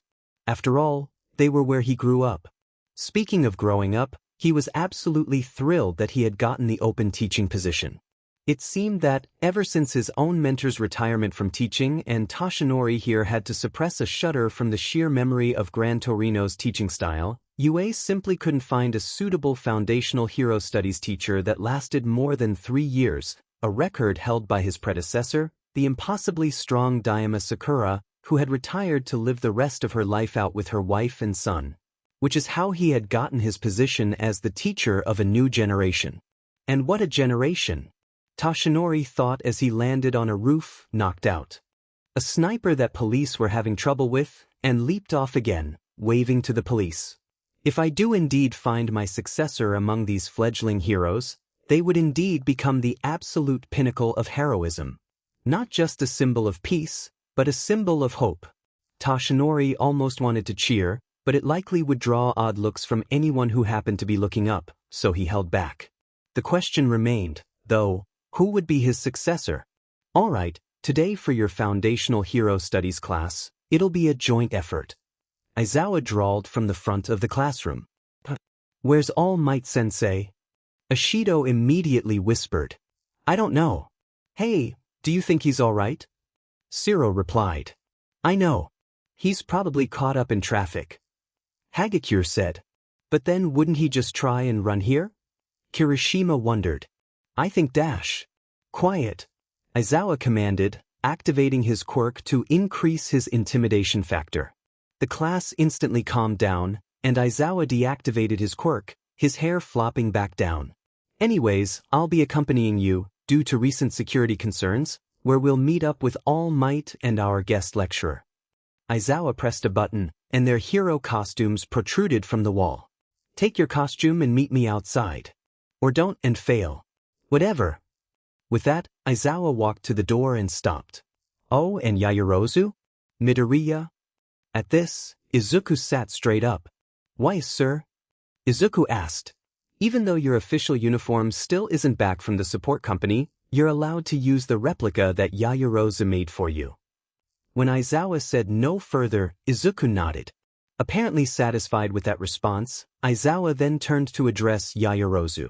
Yaoyorozu, after going over your design with the support course teachers, we've decided to let you use your new design today in a test run. Afterwards, however, you'll have to give your costume to the support course so that they can analyze it and see if they can make sure it's feasibly combat ready. Am I clear? Yes, Aizawa-sensei. Yaoyorozu said, I understand. Good. Get dressed. Aizawa left. Midoriya-kun, I'll be waiting for you outside of the girls' bathroom when you're ready for your new costume, Yaoyorozu said, taking out a notebook. It will be done in about 2 minutes, so please don't worry about time. Thank you again, Yaoyorozu-san, Izuku said, grateful. Oh no, thank you. Yaoyorozu said as she walked out. After all, you've been such a good friend, I almost feel like we've known each other for years. Izuku blinked. It actually had felt like years that he'd known everyone, despite it being 2 weeks, at the very most, save Bakugo, but Izuku rarely counted him anymore. After the couple minutes had passed, Izuku passing the time by playing with some string, Izuku got his costume, changed, and found himself outside, standing with the rest of his friends in front of a bus. Deku! Uraraka said, grabbing his hand and grinning, luckily ignoring Izuku's immediate blush over her grabbing his hand. You look so good. Is it all blast-proof now? And waterproof as well, Yaoyorozu said, walking up behind Izuku in her new outfit. I tried not to deviate from the original design too much, but I also decided to give Midoriya-kun goggles, in case his mask gets shredded somehow and he wants to protect his eyes. Ooh, thinking ahead, huh, Yamamo? That's smart thinking. Uraraka said, and your new outfit looks great too. I love the shorts and the boots and your cloak and the color, and oh, it's all just great. It's so much better than your last one. Thank you. Yaoyorozu blushed, then said, Yamamo? HM? Don't you like it? Uraraka tilted her head. I thought I would give you a nickname, but if you don't want me to, I can just dash. No, I like it. Yaoyorozu said, waving her hands. I've just never been given such a cute nickname before. Uraraka turned an interesting shade of pink before turning away. Alright, shall we get going? Fellow students, Ida cried, already next to the bus. Please enter the bus in double file so that you may find your seats easily. Man, calm down, Prez. Kaminari said, as relaxed as his costume. Double file. The whole point was moot, as it wasn't even that kind of seating on the bus anyways. Ida was inconsolable the whole rest of the drive. So, Deku, Uraraka said from her seat next to Izuku, what do you think is going to happen today? Before Izuku could answer, Kirishima butted in from his seat directly across from Izuku. Ain't it obvious? We're going to go on patrol. Why else would they call in a third guy? Yahoo man! Kaminari cheered. If that's the case, I'm totally stoked. Stoked? Yahoo! Gyru muttered, just loud enough to be heard. What century are you living in? Hey! Class rep, Gyru's making fun of me. Kaminari whined to Ida, who was still crying. Oh, please, I didn't mean it. Gyru rolled her eyes. You're honestly hard to hate, you know that. Yeah. Kaminari said, and he turned to look out his window. As Izuku watched this scene with faint amusement, after all, Kaminari and Gyru's little episodes were a daily thing and never resulted in either party's feelings hurt. He heard a croaking voice next to him. Midoriya-chan. Izuku looked to his left to see Azui. Oh, hello, Azui-san. He greeted her. I'd prefer it if my friends called me Tsuyu, Karo, Azui said. Oh, sure, as dash at Azui's deadpan stare, or was it her regular stare? Tsuyu-san? Good enough. As Tsuyu shrugged. Here's the deal. I tend to say precisely what's on my mind. I'm self-aware to know that at least, Karo. Yeah. Your quirk is reminiscent of All Might's. Tsuyu stated plainly. It is. Izuku said, blinking.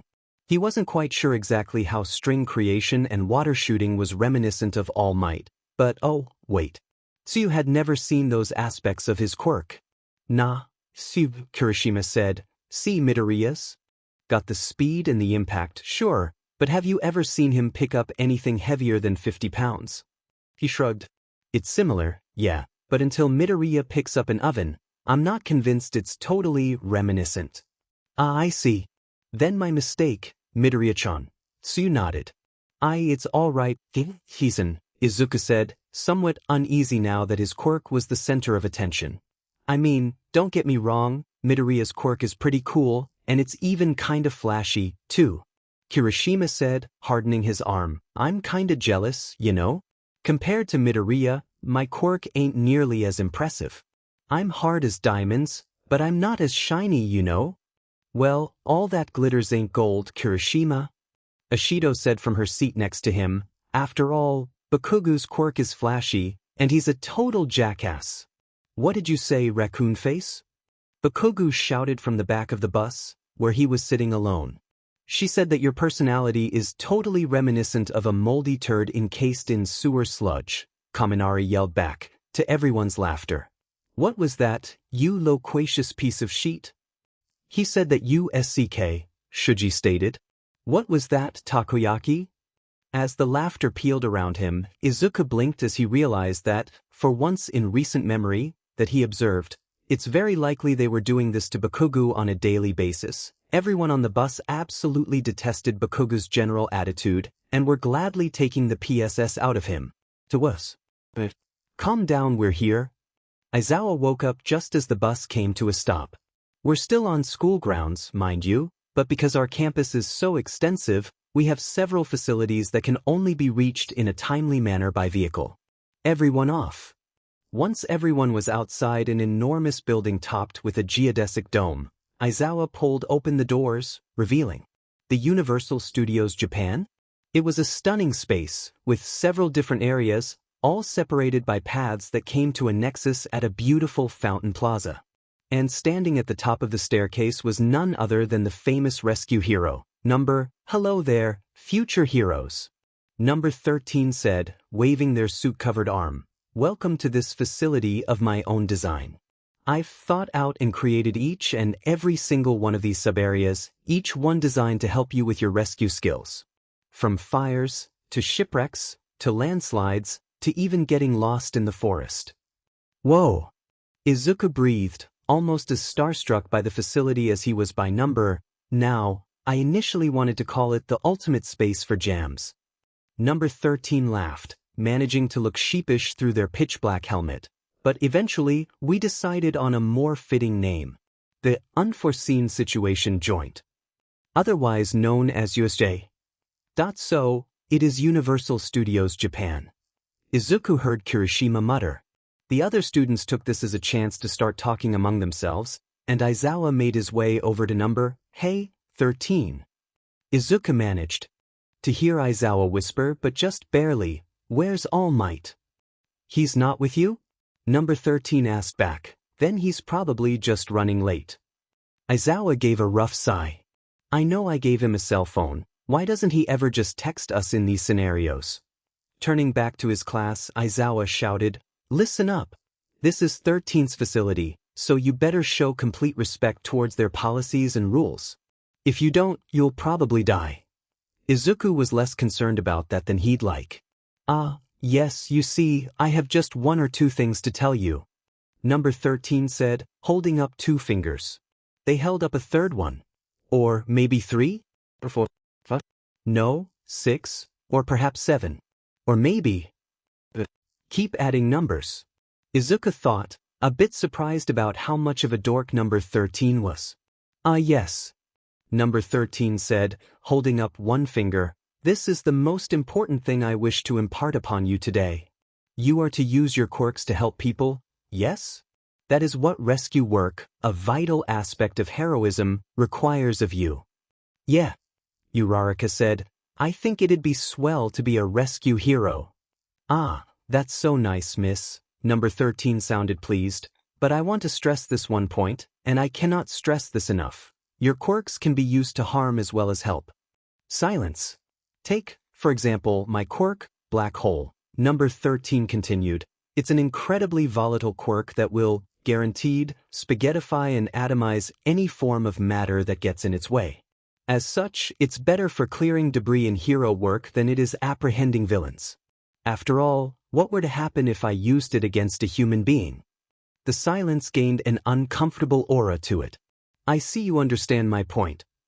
Number 13 nodded. Even a non-physical quirk, like, say, brainwashing, can have disastrous effects when abused. That being said, I doubt any of you would ever harm your fellow students that badly. As the class gave a bit of nervous laughter, Izuku's eyes darted to Bakugo, who seemed a bit aggravated at number 13's speech. When Bakugo's eyes turned towards Izuku's and met his, Izuku immediately averted his gaze towards the fountain plaza. Wait, hold on. The fountain's water supply was cutting in and out. Number 13 sensei? Izuku said, is the fountain supposed to do that? Number 13 turned around and looked, and so did Aizawa. What do you mean dash? They stopped. There was a purple-black microcosm of smoke swirling above the now-defunct fountain. As Izuku stared, a feeling of total dread filled the pit of his stomach, one not unlike the one he felt when he was facing Bakugo. As the entire group watched, a hand reached out and grabbed the smoke, or at least, for fingers did, there was a distinct lack of thumb, and pulled it away, like one would a curtain. A single red eye, the rest of the face covered by another hand, glared out at them. Izuku watched in horror as the smoke slowly expanded, taking on glowing yellow eyes as transient as the smoke itself. Man shambled out, a man covered in hands, all gripping him in various places, as if it was their last act before the rest of their bodies ceased to exist. Behind him stood an enormous behemoth of a man, skin the same blackish-blue color as a particularly bad bruise, bulging eyes made all the more gruesome by the exposed brain above the beast's sharp, toothy beak. Who are they? Hagakure whispered, though Izuku knew she knew the answer as well as he did. Villains. Izuku said quietly, terrified to the core as more villains poured out of the smoke, every one a villain that he was certain he had seen been arrested in the previous year, all from different parts of Japan.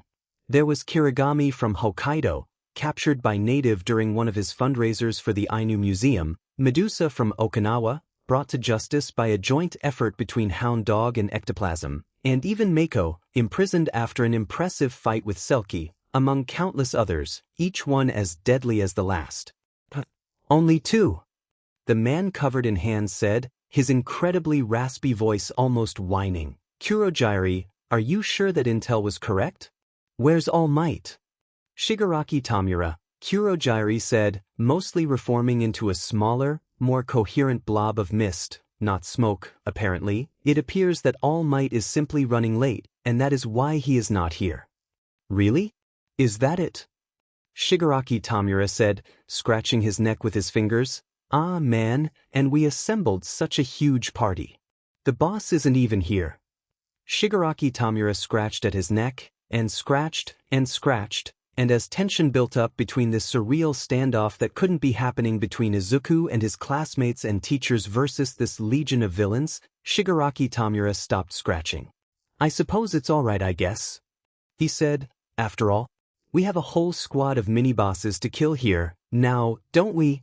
At the villains' jeering cries, Izuku tensed up. Though he knew he was immortal, he knew his classmates weren't, and beyond that, Izuku had the feeling that the villains would capture him the moment he resurrected and would hold him for ransom, or even worse, try to experiment on him and try to recreate his quirk, or maybe even kick his quirk into overdrive using that trigger stuff he had read about and... "Breathe slowly, Midoriya," Izuku heard Ojiro Mashireo's voice call out to him, a hand rubbing his back. "You need to relax. Panicking won't do you any good." "No, it won't." Aizawa agreed, having put his goggles on and unraveled his bindings. 13, I'm counting on you to get the kids out of here. "What?" Kirishima, Ashido, and Kaminari shouted. "It's too dangerous," Aizawa said. "You all wouldn't stand a chance against even one of these villains, much less 10. Even I can see Yakusha and Unejiheim among them, and those two alone could take down all 20 of you." There was some sustained murmurs, but other than that, the students agreed. 13 While you're running, call for help using the radio, Aizawa said. "Kaminari, see if you can call for help using your quirk. You know Morse code, right?" "Why yes, sensei," Kaminari said, clearly surprised that Aizawa remembered his obscure hobby, and he immediately began transmitting a slight electromagnetic wavelength to try and attract attention from UA proper. "Me," Aizawa said, getting ready to leap. "I'm going to hold them off." "What?" "But, sensei, they outnumber you 100 to 1. Izuku shouted, "There's no way." He trailed off as Aizawa threw his binding around the welcoming arch and held tight. "Don't worry, Midoriya," Aizawa said. "I'm 31. I've picked up some tricks here and there." And with that, Eraserhead flew into battle. Izuku stood, transfixed, as he watched Eraserhead move. The man was as fluid as oil and as cunning as 10 ravens. What he lacked in power, he made up for in speed, managing to dispatch Gatling Knuckle and Medusa in mere seconds and moving on to Kanegi's, Archdark, Seth, and others, knocking them out with incredible precision and holding them at bay by virtue of his goggles hiding exactly where Eraserhead was looking. "Midoriya-kun, let's go!" Izuku heard number 13 shout, and Izuku had to tear his gaze away from watching Eraserhead use a wrapped-up dragon fong to mercilessly beat Inkblot and Yakusha to turn around and bolt. "Kaminari-kun, can you reach the school?" Number 13 asked as they ran. "No," Kaminari shouted. "It's like there's someone with an interference quirk among them." Interference? Interference? Izuku wondered, what villain in the past year had a quirk that could interfere with radio waves? "Think, Izuku?" "I think not." Izuku skidded to a halt and looked at the towering pillar of mist before him, Kurogiri. "My name is Kurogiri," Kurogiri said, surprisingly polite despite trying to kill them, "and my current task is to separate you all and scatter you to the 4 winds." And with that, Izuku suddenly found himself choking on black mist. It was a chaotic storm of darkness, and he could barely see anything. Thinking quickly, Izuku put his new goggles on, just in case he got a face full of dirt and was blinded totally. "Deku!" Uraraka shouted, grabbing onto him. "Is that you?" Izuku would have answered, had he not suddenly found himself crashing into water, Uraraka separating from him from the impact. Opening his eyes after bracing for impact, Izuku drew back as Mako came swimming at him, mouth wide open, ready to tear him to pieces. "Maybe I'll come back with shark skin?" Izuku idly wondered, and stopped swimming for a brief second. Suddenly, Mako was kicked in the face by Azui Tsuyu. "Tsuyu!" Midoriya shouted, getting a mouthful of water. "Midoriya!" Tsuyu said, totally unbothered by her surroundings. At once, she shot out her tongue and wrapped it around Izuku's waist. Tsuyu then leaped out of the water, pulling Izuku with her out of the small lake and onto the nearby sinking boat. They were in the shipwreck zone. "Forgive me for saving you second, Midoriya-chan," Tsuyu said, "but Uraraka-chan was closer to me when we arrived." "You Uraraka?" "Alright here, Deku." Uraraka said from her position against the wall. Good thing Tuhan was here, huh? Yeah. Izuku said, looking over the railing of the boat to see that not only was Mako still gazing hungrily at him, but so was Diver Down and Triton and Black Lagoon and Captain Tennille, and even Serena, among at least a dozen others, all capable warriors on land and even fiercer combatants in water. I think, Karo, Tsuyu said, poking her cheek, that we're in deep, huh? Izuku couldn't agree more.